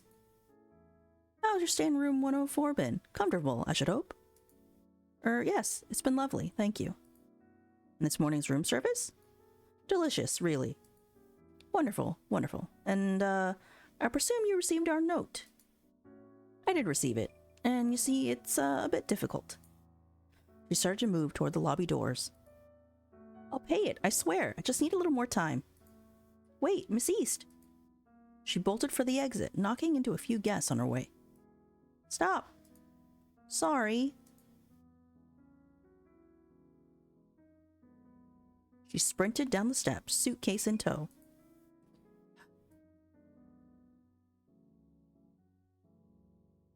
Excuse me, driver. The taxi driver lowered his windows. Need to get somewhere, missy? Yes, to Harlow's? Do you know it? The driver raised his eyebrows before opening the door. Sure, I know it. But I wouldn't expect a girl like you to want to go somewhere like that. What's that supposed to mean?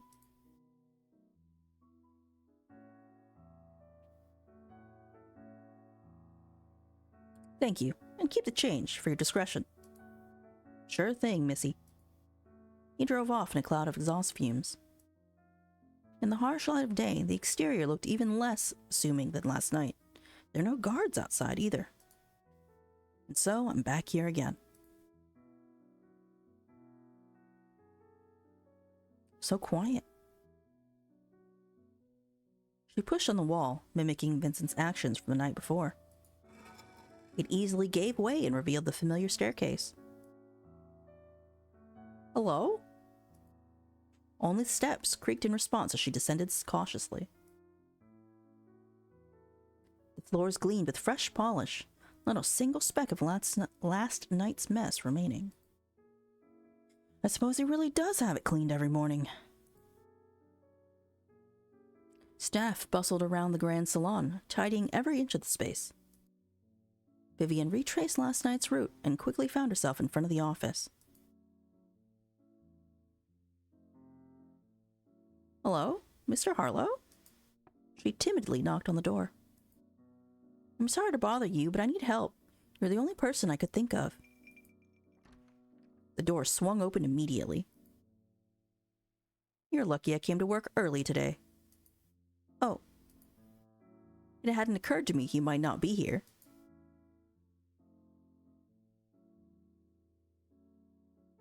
She sat at the chair across from his desk. He eyed her suitcase.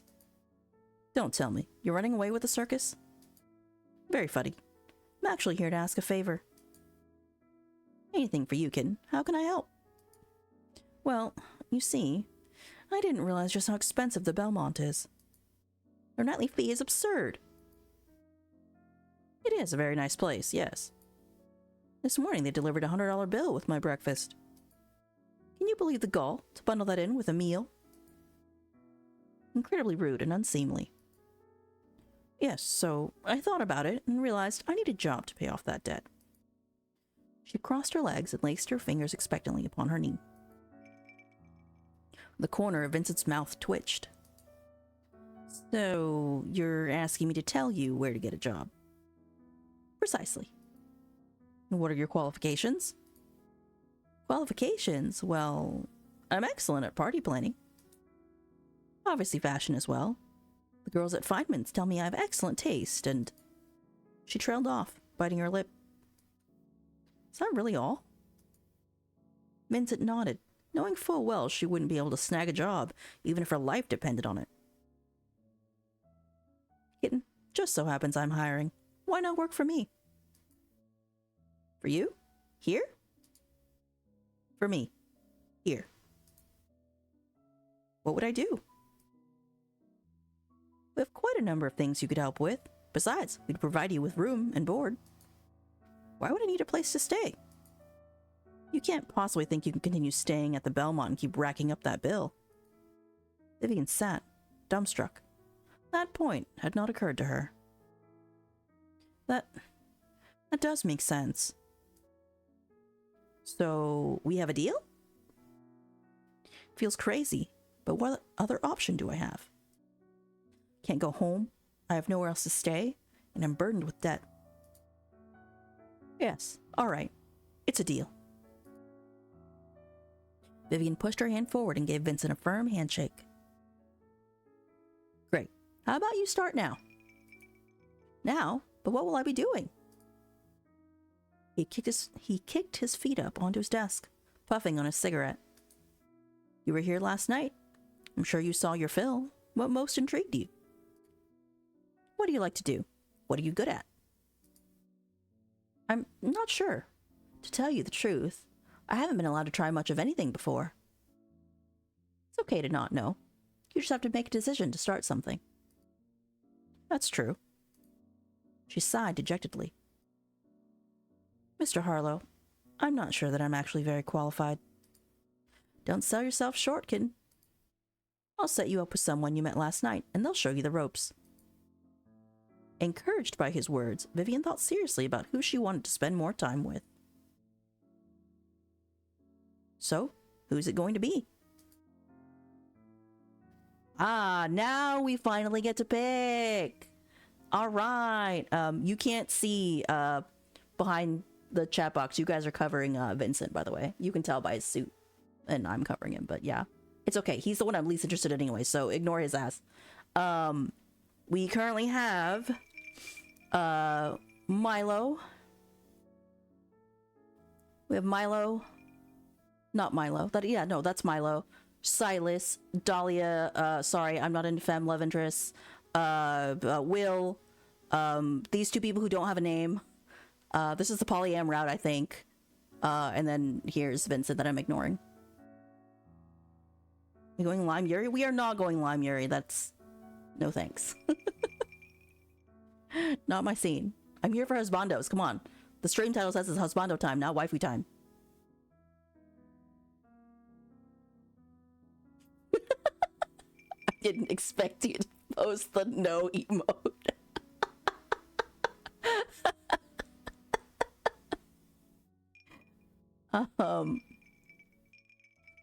Chat.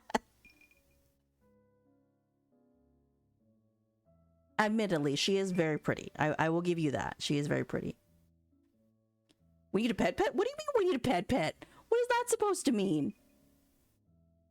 Check out the Pando Pet Cafe to play with me. Also, I don't know if you knew, but pet pet is an emote term. That's why your typing turned into an emote.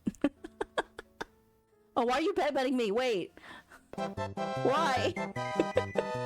Wait, why? I'm confused. The lemon water man looks interesting. The who?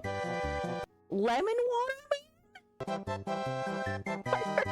Why is there pets happening? I don't understand.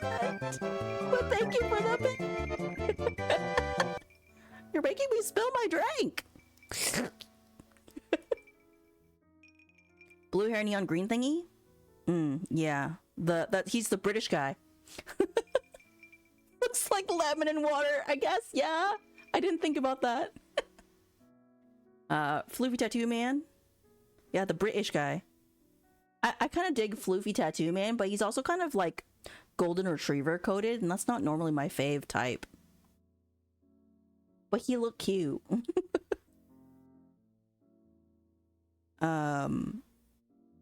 Speaking from an aesthetic point of view, I actually like Milo's hair a lot. That kind of style, it looks good. You know what? Purple's my favorite color. That's my problem. But his character type is not my favorite.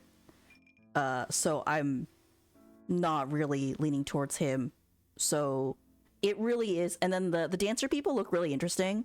But I know nothing about them. I'm not saying I want to choose the Batman guy. I don't like him either. He's the one I like the least.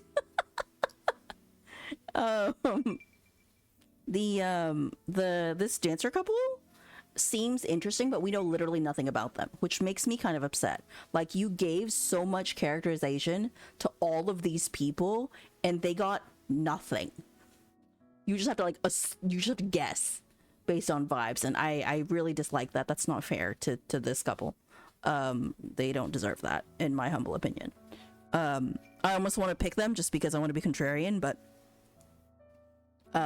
in actual visual novels, I like knowing about the character before I pick the route.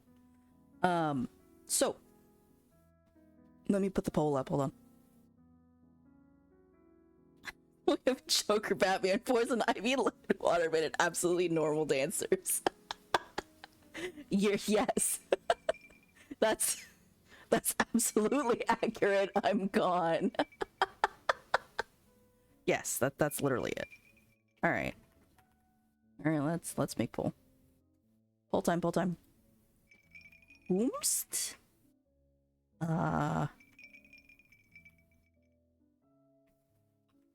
Vincent, Harlow. Well, I'm putting up chat. Silas, Milo, Will, dancer couple. All right, I set up a poll. You've got 2 minutes.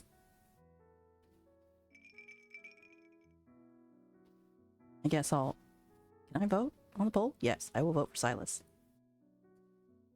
Silas seems cool. That also means we get more cat content. I love cats. Or, well, tiger content. We'll get more Momo. Am I just here for Momo? Oh god. I'm half here for Momo, let's be real. It's kind of cute.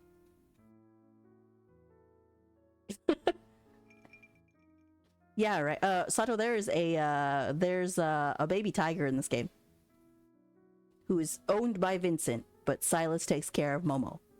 And Momo likes sweets. Therefore, Momo must like me. Therefore, Silas.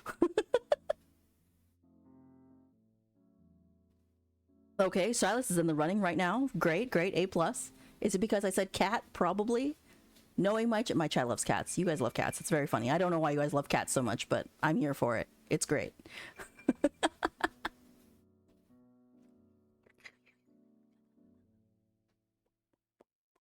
Yeah.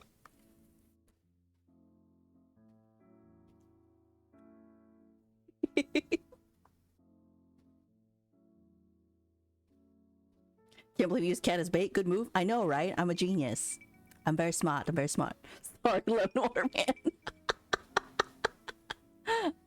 He admittedly he seems interesting because the idea is that his days are numbered, right? I like a character whose days are numbered because it gives them a different like perspective on the world in that way. You know, like you want to take advantage of your time. So he would probably be my second choice, honestly. So I don't blame you. But Sato, I gotta say, none of these guys are like the really hot prince from Road to Empress. All right, Silas it is. All right. Pick. Chapter 1. And we're 2 hours into the game. All right, now how do I get the poll to go away? This should go away after a while. Now that's a whole different conversation. That guy is amazing. I cannot wait for Road to Empress 2 to come out. I'm so excited. I will play it. I will hate myself for playing it because it will take 5,000 hours of my life, but I'm gonna play it. I have to know what happens, you know? I just absolutely have to. I think it's coming out... Is it next year? I don't remember. Hopefully soonish. We'll see. I'm assuming it's next year. I mean, it's probably a big production or whatever, so. Alright. I'd like to work Silas and the animals. There's animals plural?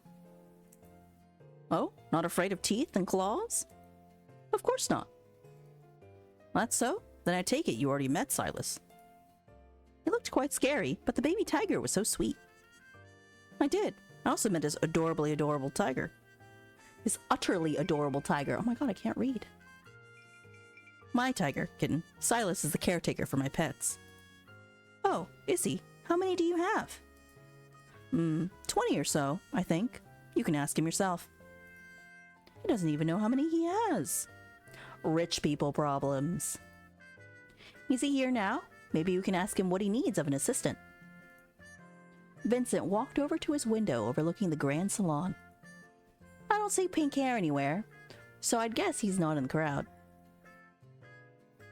Vivian joined him, gazing down at the partygoers below. The dance floor seemed to undulate and pulse like a living creature. She found herself unable to look away. Unperturbed, Vincent glanced at his watch. No wonder, it's 11:30. The kid never sticks around after his show's over. I see. In that case, I suppose I'll have to wait to see him at tomorrow's show. Vincent looked at her like she'd sprouted a third eye. Why wait for tomorrow? You'll see him at home. Huh? Home? My mansion, where you'll be staying as part of your compensation.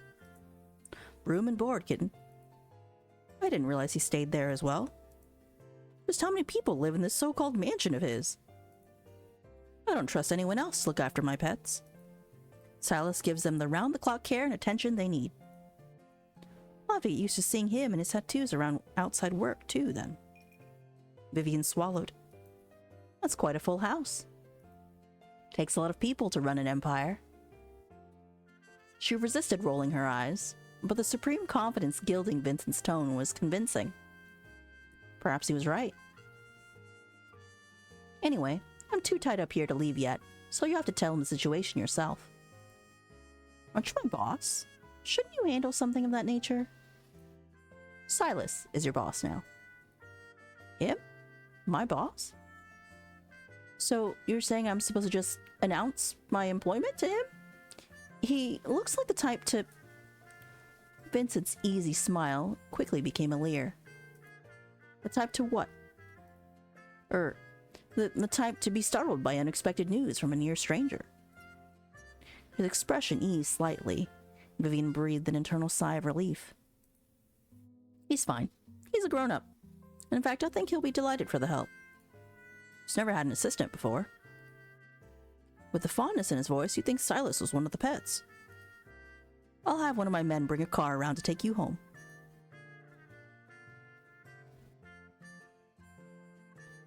My heavens, look at this place. Vivian craned her neck back to take in the full view.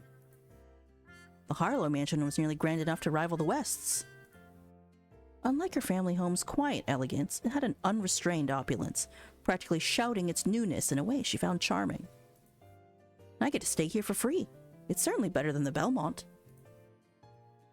A uniformed servant was ready to greet her with a deep bow. Miss East, I'm Sadie. Very pleased to make your acquaintance. Good evening. How did you know that I'd be coming? Mr. Harlow did inform me to be ready for your arrival some days ago, miss. What?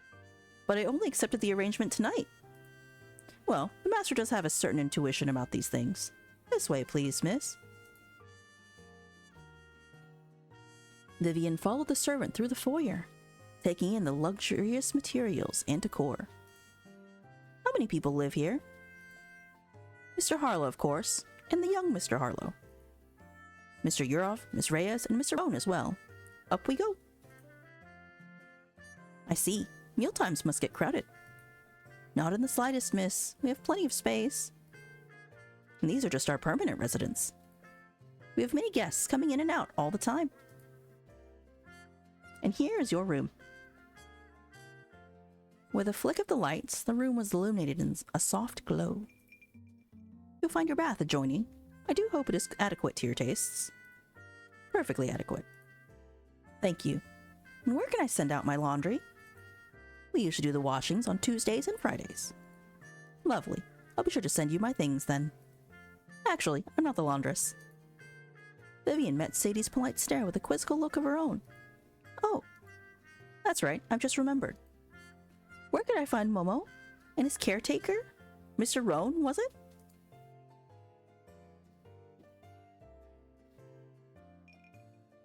So much for a tour. What gall of that maid, to expect me to just find my way to the greenhouse?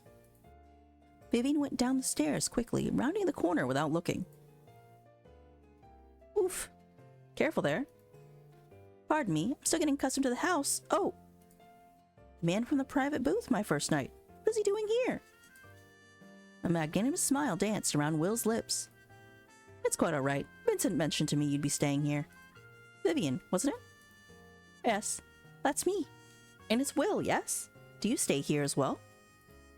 Oh, no, I'm at the I'm at the Belmont. Just here for a nightcap with Milo. I was just at the Belmont myself. Be careful. They can be awfully rude about bills and mealtimes. Really? I've only had top-notch service. Are you looking for someone? Yes, actually. I'm going to be working as Silas's assistant from now on, and I ought to let him know.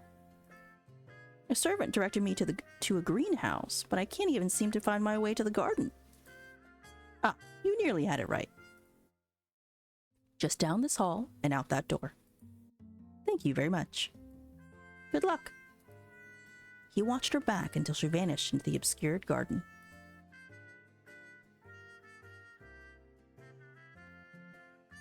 It took a moment for Vivian's eyes to adjust to the soft darkness.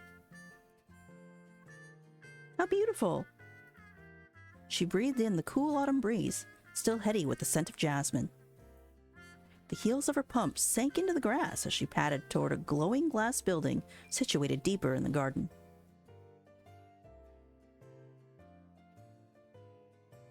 That must be it. Bro, that greenhouse is huge. Massive. You could just live there. Vivian hurried toward its glowing lights.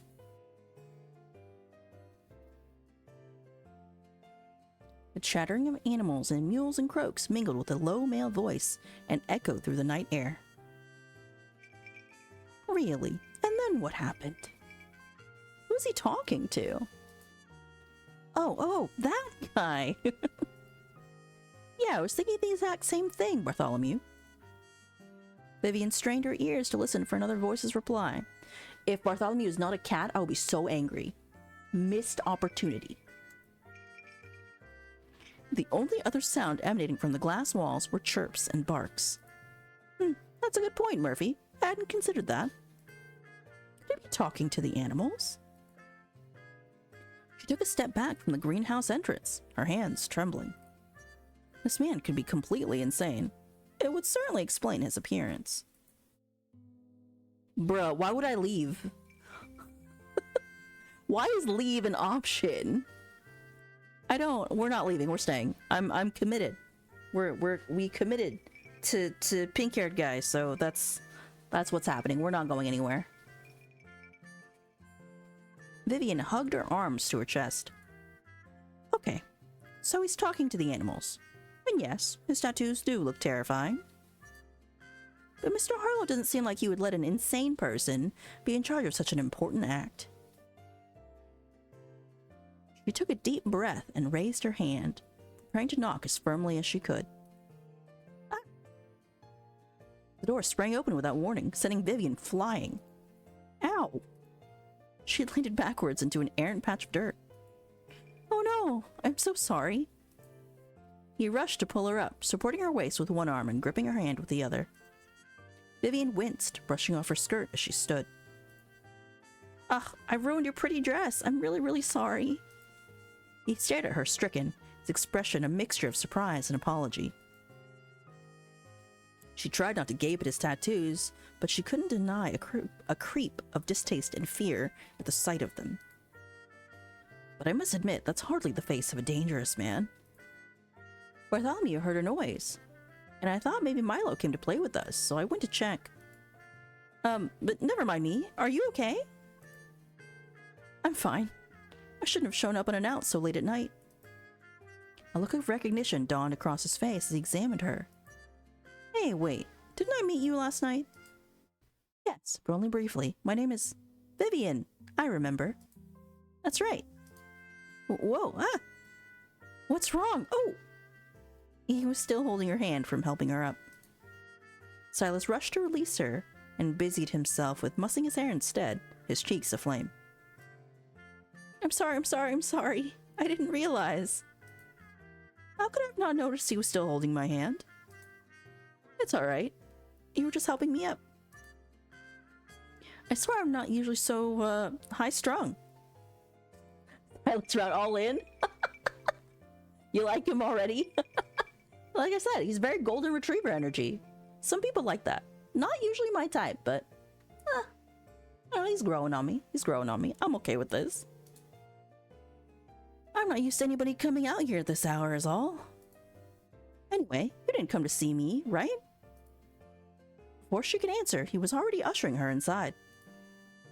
Come in and say hi. Everyone's still up. Oh my.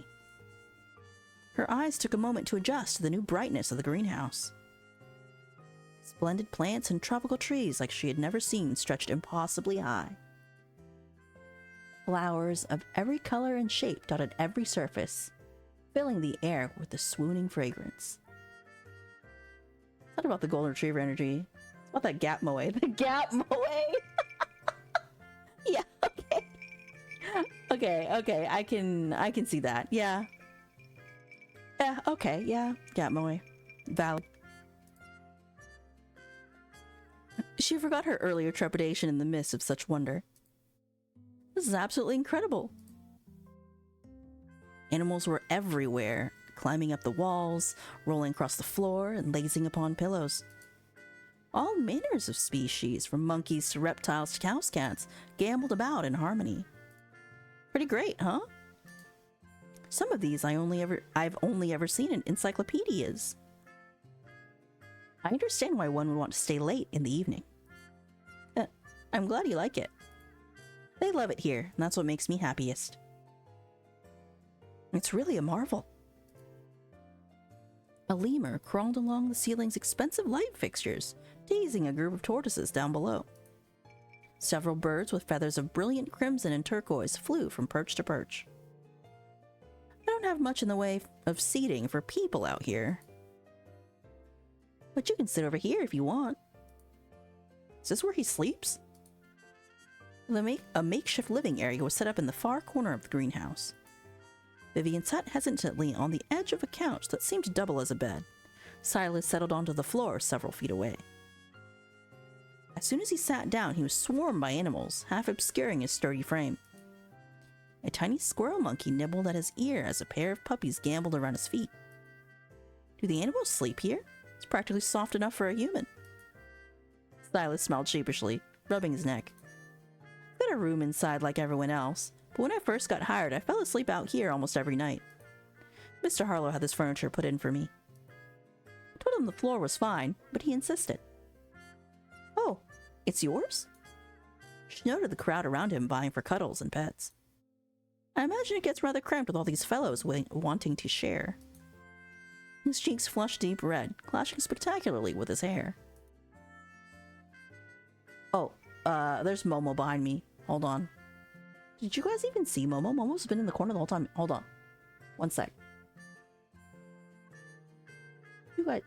Wrong window. Hold on. Hold on one sec. Boop.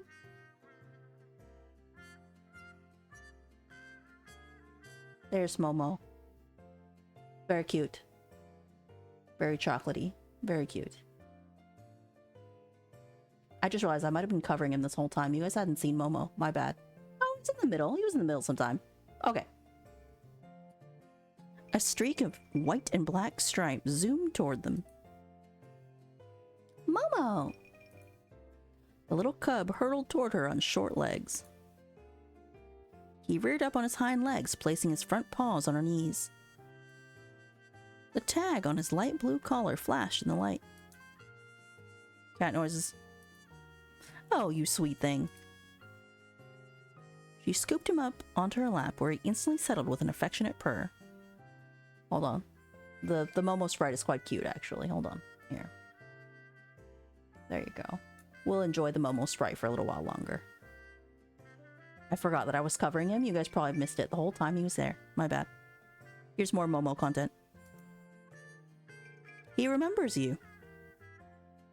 I adore him. She nuzzled his forehead. Cat noise. I could just eat you up. Vivian continued to play with the little tiger until she remembered the reason for her visit. Wait, I had a purpose coming here. Aren't you going to ask me what I'm doing out here at this hour? I thought you must have wanted to meet everybody. Mr. Harlow has a really big menagerie, and every one of these guys has a story to tell. So Mr. Harlow must have brought you to the house to see them, right? Not a guest, actually. I'm living here now. You are? Yes. It's a part of my room and board compensation. It seems it's a standard sort of arrangement for a job. So you're joining the team. That's great. I'm so happy you're coming on. But you want to live here? I hardly have much in the way of affordable options. Asking Mother and Daddy for money when I run away? Laughable. No one's making you stay here, or telling you that you have to. Of course not. It's my choice to take this job. Which is actually why I came to the greenhouse just now, even though the animals are really cute. Mr. Harlow offered me my choice of positions. Oh, then definitely try to work with Max. I bet you'd be a great dancer. Or Milo. You seem capable enough to handle a little bit of everything. But I already chose. I'm going to be working with you. Dolly would probably be the least fun. Fortune telling is pretty solo, so she'd only need help with the boring math stuff and... Wait, what did you say? I'm going to be working with you. Is he really not understanding this? Mr. Harlow asked me what I'd like to do, and I decided I wanted to work as your assistant.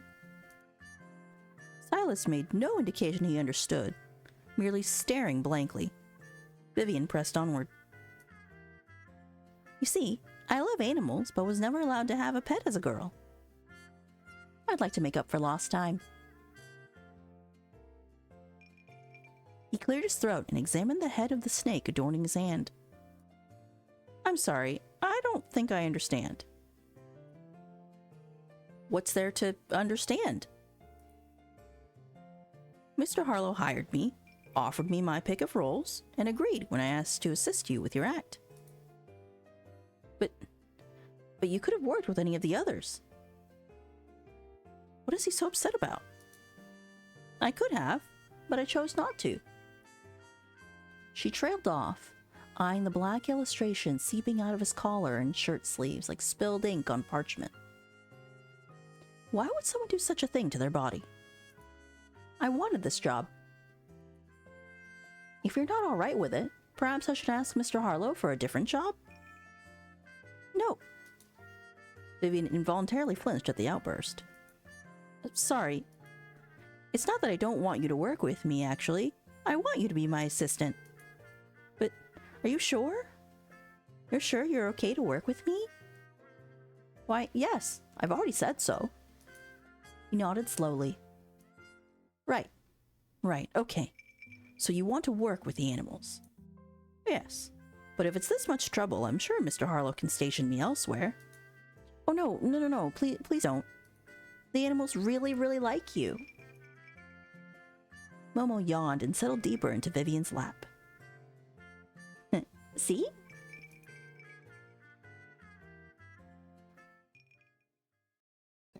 No, I go bigger now because there's no more Momo content. Oh, I guess I'll save. It's the next day. Boop. She bolted upright at the unfamiliar surroundings. Where on earth?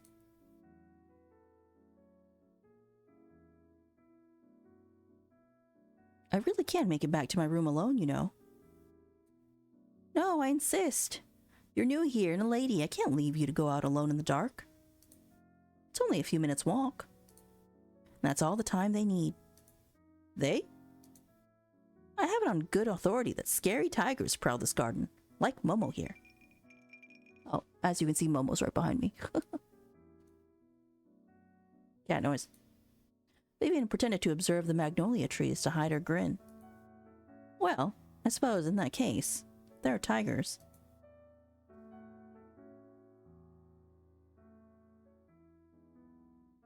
That's right. This is my room now. She stretched her legs under the thick goose feather comforter and stretched her hands back to grip the wooden headboard.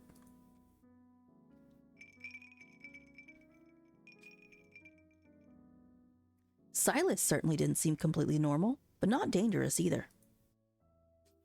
And even though the tattoos are frightening, perhaps I can get used to them. Vivian glanced at the clock ticking on her nightstand. 10:43. Better go down for breakfast.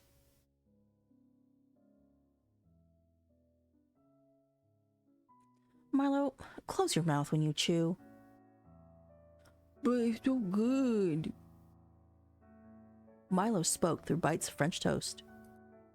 He winked at Vivian when he caught her stare, but didn't slow his shoveling. Who taught you manners? Nobody. Morning, doll. Was thrilled to hear you'd moved in. With an exasperated sigh, Dahlia turned back her newspaper. Thank you. I'm glad to be here as well. Why didn't you ask for my help moving? I can carry a mean stack of boxes. I really didn't have too many things to bring. Just a suitcase and a coat that needs replacing. Dahlia cleared her throat from behind her newspaper. Vin tells me you'll be assisting Sai. That's right. I'm to help him out with the animal show and other things that need doing. I have a few issues with that. Milo cast Vivian a sympathetic look before resuming the assault on his breakfast. Number 1. Do you know a single thing about animals? Well, I like them and big cats, wild dogs, screeching monkeys. We sometimes have bears or elephants visit. Do you like those? Nothing like waking up to an elephant roaring in the backyard after a late night with a dame. Animals are dirty and unpredictable and need constant attention and care. Can hardly get a word in edgewise. I may not have all the expertise yet, but I do pick things up quickly.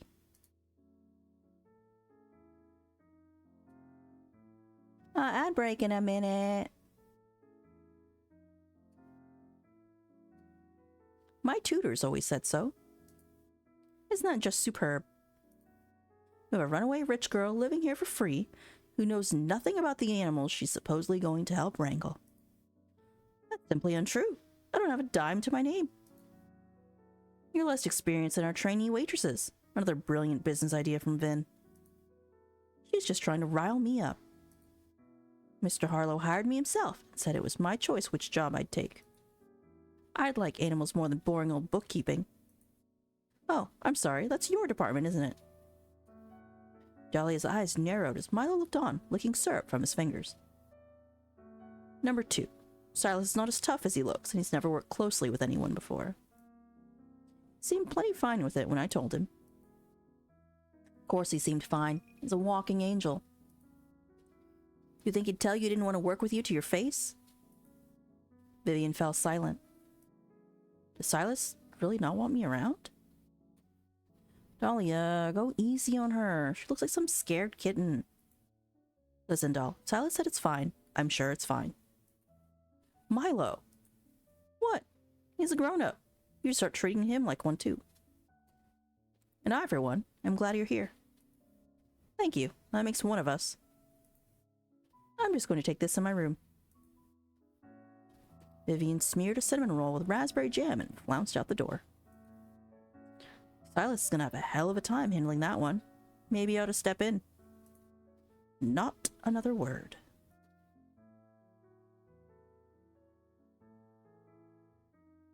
Morning, Vivian. Good morning.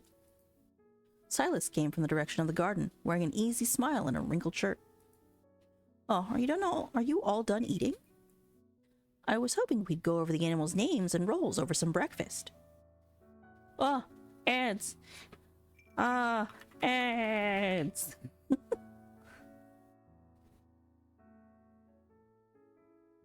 Hold on, where's my thing? Here's my thing. But also, art inventory sheet. I made it and it's free. It'll help you organize your art. Yippee!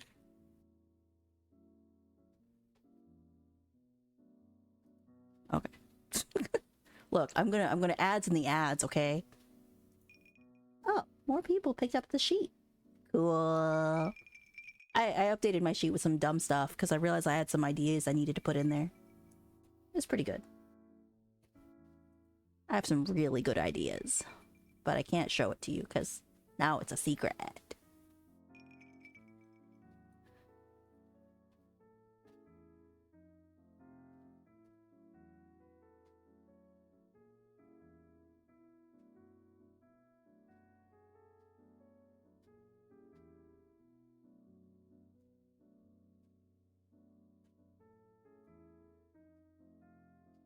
I'm waiting on the ads to finish. Are we an ads?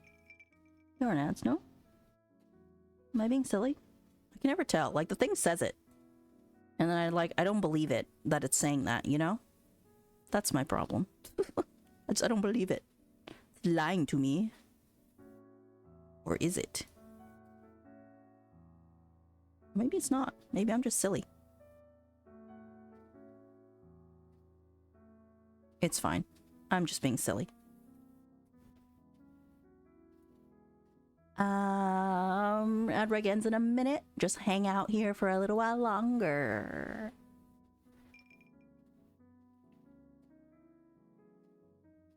Click.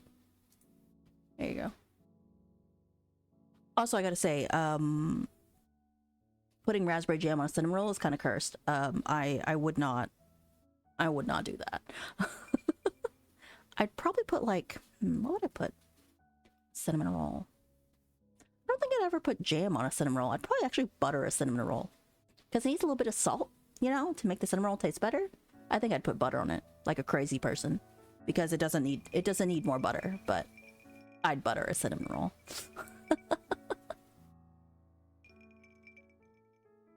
Now I feel like I should try that one of these days. I just might, one of these days. Welcome back from ads, everybody.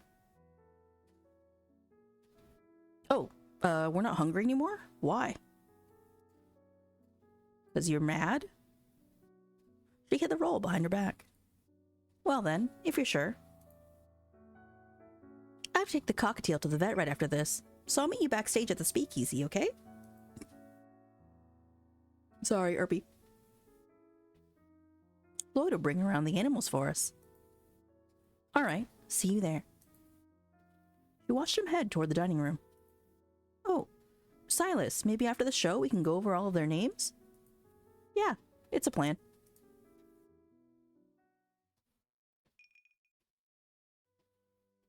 The backstage entrance is right around here, I think.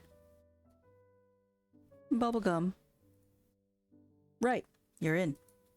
What was that? Bubblegum? Your size new girl, right? Not his girl, his assistant. Whatever, go on in. Ugh, the coarseness of some of these people. It's like a dance studio kind of thing. Okay, interesting. Vivian fiddled with the handle of a leash and eyed her companion warily. An albino alligator prowled on the other end of the cord. 5 minutes into my first shift, and I'm put in charge of the animal with the most teeth. Whoa! Silas had bounded through the stage door without looking, managing to trip into a display of elaborate masks, the leashes to at least a dozen animals tangled around his feet. You okay, Si? Be more careful, baby. Sorry everybody, I'm fine. I'm fine. He has a mouse in his pocket. Oh, you can't see because he's... Hold on. I'll move. Yeah, hold on. One sec. I didn't notice that till just now. Let me scooch over. Silas has a little mouse in his pocket. Look at it. Right there. In that pocket. I don't know why, but I guess it just lives there. That's cute. I like that. That's cute. Here, let me fix your hair. Goodness, they're fawning over him. You can't be rushing around all the time, honey. Sorry. Guess I was a little overexcited to get back to my new assistant. Vivian quickly turned her back, the tips of her ears turning red. The albino alligator yawned at the approaching cacophony of feet and paws. Vivian, I'm sorry you had to wait. I had to check on the props department. It's quite all right. I'm just amazed you can get anywhere with all the animals trailing behind you like that. Yes, you saw that back there? His cheeks reddened. They're usually pretty well behaved, like a little marching band. But when I get excited, they do too. I imagine they can't quite help it. Listen, Silas, would you mind helping me with this one? Oops, sorry. Here we go now. Lefty. He gingerly took the leash from Vivian, careful not to graze her skin. Let me teach you how we get them ready for the show. We're on in just a few minutes. Silas arranged the animals in a tiered line formation by species. Wow, you lead them so well. Nah, we just had lots of practice. Now, Beanie, you go to the back. Peanut, I want you in the front this time. No getting distracted like last week, okay? Pearl, follow Mutz's lead. As the animal trotted into their spots, Silas bent to offer a cup of water to one of the panting lions. You don't have to go out tonight if you don't feel up to it, Lex. You really talk to them like they're human. People don't think animals can understand us, but they do. They can learn quicker than most people. Well, I don't think most people can communicate with them like you can. They actually seem to listen to what you're saying. No, it's nothing to do with me. They're just so smart. Vivian recalled Lefty the alligator gnawing on a chair leg just a few moments earlier. I somehow doubt that. But she couldn't deny the connection that Silas had to the animals was almost otherworldly. By the way, some man in uniform came by and said something about bubblegum. What was that all about? Oh, that's the code for the delivery man to bring the post-show meals. No one gets back here without that code when all the animals are here. The carnivores like to have a little steak after they perform, and the herbivores get a special salad. I see. A nice treat for a job well done. And that was the Bella Belinda hailing all the way from the beaches of Brazil to sing us her song. What a stellar canary she is, huh, folks? We're almost up. Ready? He ducked behind a curtain to change as he spoke. Already? What do I have to do? Nothing yet. You're still learning. Just have fun and watch the show tonight. Besides, you already did a great job with Lefty. Vivian stifled a gasp. The man before her was utterly transformed from the person she had just seen. A blindfold? I don't need to see much out there. And it's much better that the crowd doesn't see me. After all, I'm not the star. Vivian nodded as she collected her thoughts. My goodness, that suit. With the way it fits him, it's no wonder the dancers fuss over him so. Now it's that time of the night where Mr. Harlow's own personal menagerie comes out to give us a show. From Kenya to India, Mexico to the Galapagos, please welcome this majestic crew. Here we go, guys.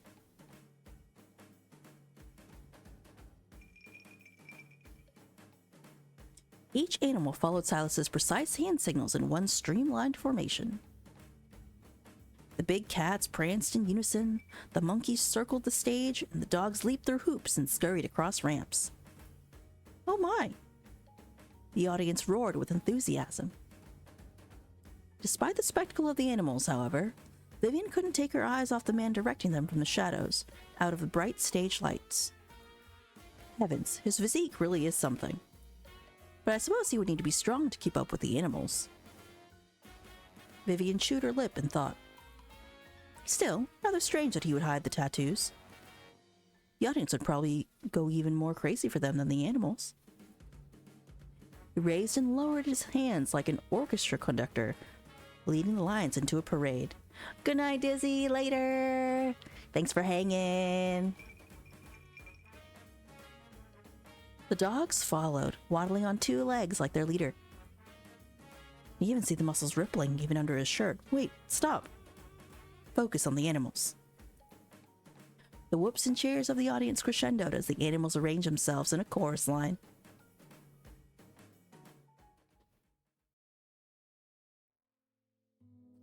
You were really incredible out there.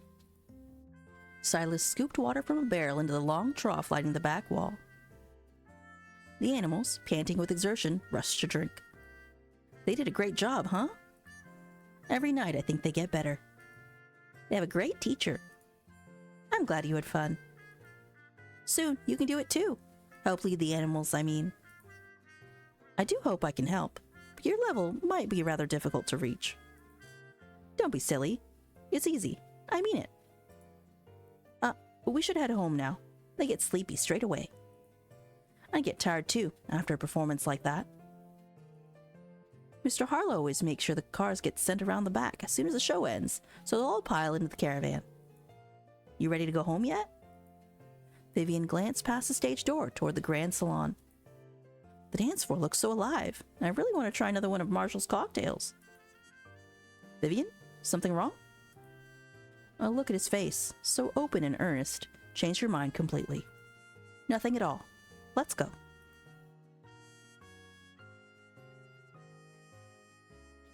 Can they all squeeze into that truck? Yep, they like to snuggle up. There's not room for us, though. Thanks for driving them, Lloyd. Sure thing, Si. See you back at the house. We revved up the engine and took off. Silas gestured toward the remaining parked car. We'll take this one. She moved to open the passenger door, but Silas was quicker. After you.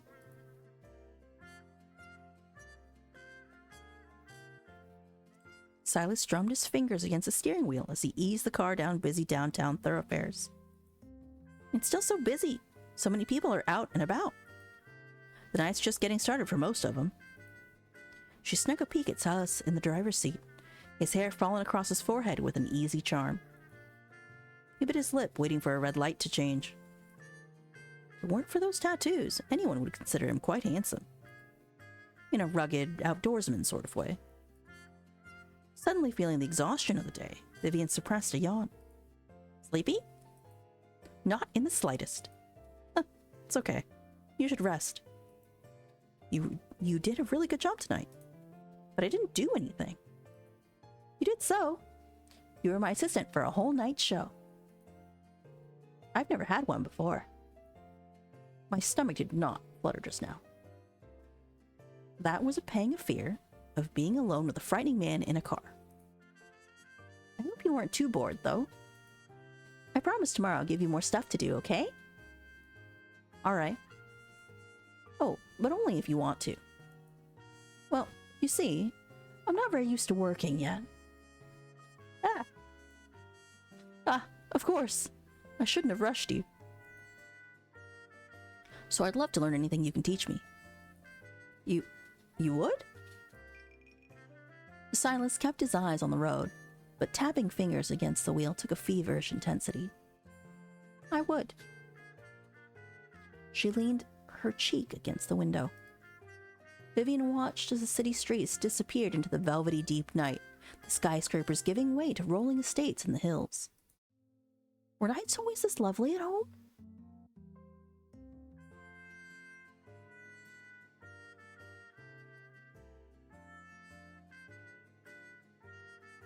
Vivian, we're home. A light touch brushed Vivian's shoulder. She opened her eyes to find Silas backing away from the car door, his hands behind his back. You can sleep upstairs in your soft bed, okay? You don't need any help getting the animals back in? Been doing it all by myself for years already. You don't need to worry about us tonight. I want to help, but I'm too tired to argue. Okay then, I'll see you tomorrow. She started toward the house as Silas ushered the animals out of the truck. Working is so exhausting. Surely people aren't expected to do this every day for the rest of their lives. She flopped onto the bed without bothering to wash off her makeup or change into her nightgown. An old memory surfaced from many years ago.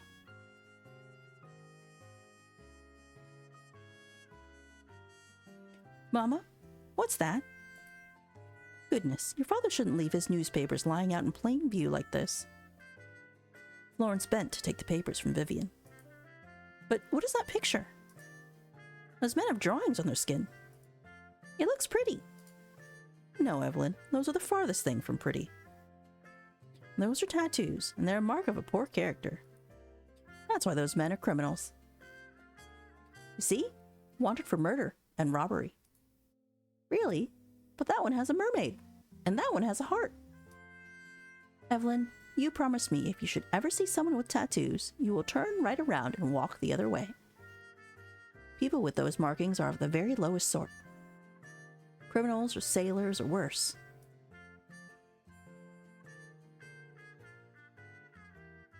But it's strange. It's really not very scary at all. She drifted off to sleep with tigers and alligators gambling in her head.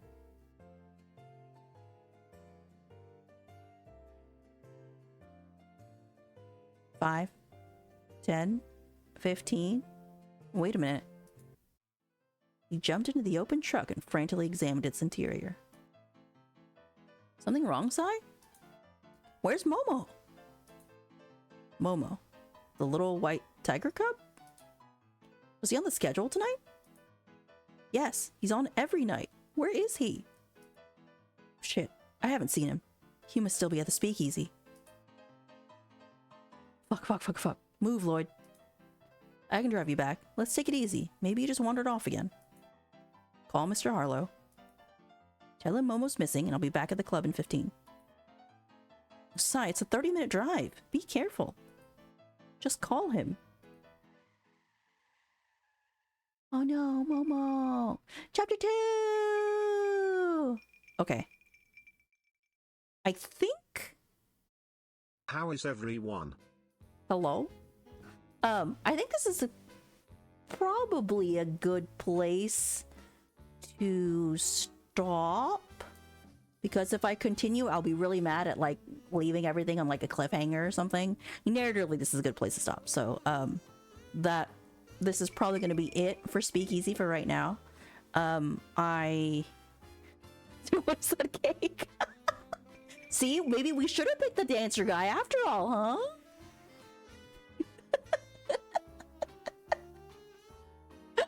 Neuron activated.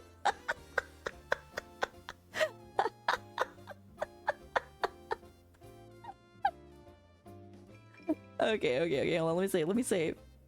Regret always comes late. For real, you're right. It really does. Okay. Alright, so that's Speakeasy. Yeah, it is what it is. Alright. Thanks for hanging out with me today. I really appreciate it. I hope you had a good time. Today was pretty good. Pretty interesting cast of characters we have here.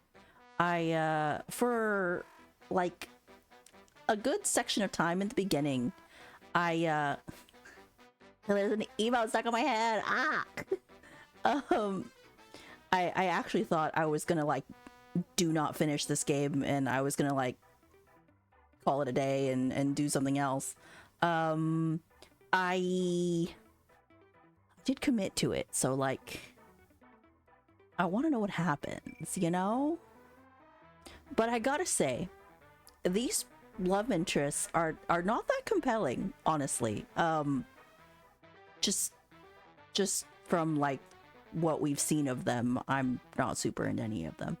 But it's okay. We'll see how it goes.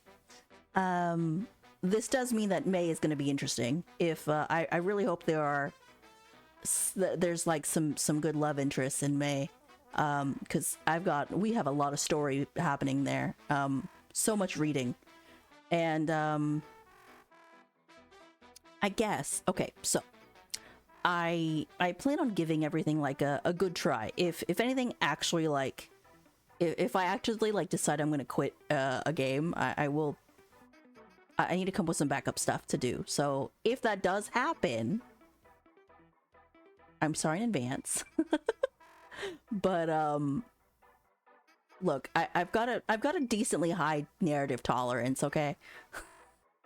But if something gets to a point where I'm like, I can't handle this anymore, I will play something else. But I will let you know if it comes to that point. You can I'm gonna be giving running commentary throughout the entire thing anyway, so no matter what it is, there will be commentary. But just as a heads up, you know, for next month or in the next coming days as well. So yeah. The reason why narrative stories are so important to me is just because I guess I really like, how do I say this? Character development is really important to me. I'm not great at world building, actually. My emphasis is on like giving characters life and that kind of thing. So I've always been a writer reader type of person, and yeah, I have lots of thoughts about narratives. Therefore, that's why I occasionally dabble in the occasional visual novel. But yeah, okay. That's enough for me. Let me stop yammering. We can go now. I've been role-playing for too long. Sorry, can't help it. I'm a yappuccino when it comes to talking about stories and things like that. But yeah, fictional characters have ruined my life, which is why I play visual novels. I guess that's it in a nutshell. All right, let's get the heck out of here. I gotta figure out.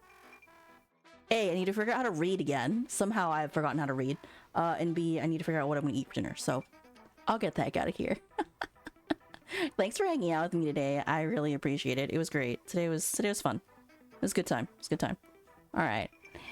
Oyasuito. Oyasuito. Have a good night. Thank you. Hopefully you can find one to make you wiggly again. I hope so too. We'll see. We'll see.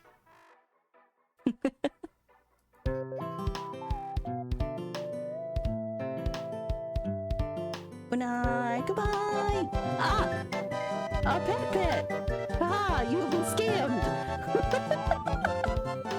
I will accept the pet in audio form. Thank you for the pet. The fabled invisible pet. Thank you. All right, good night, everybody. Don't forget to post food pics. We always post food pics in the Discord. Please spam the Discord with all of the food.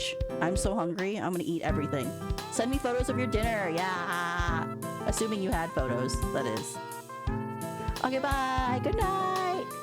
Thank you. Thank you for hanging out with me. I appreciate it. I'll see you guys tomorrow for more Speakeasy.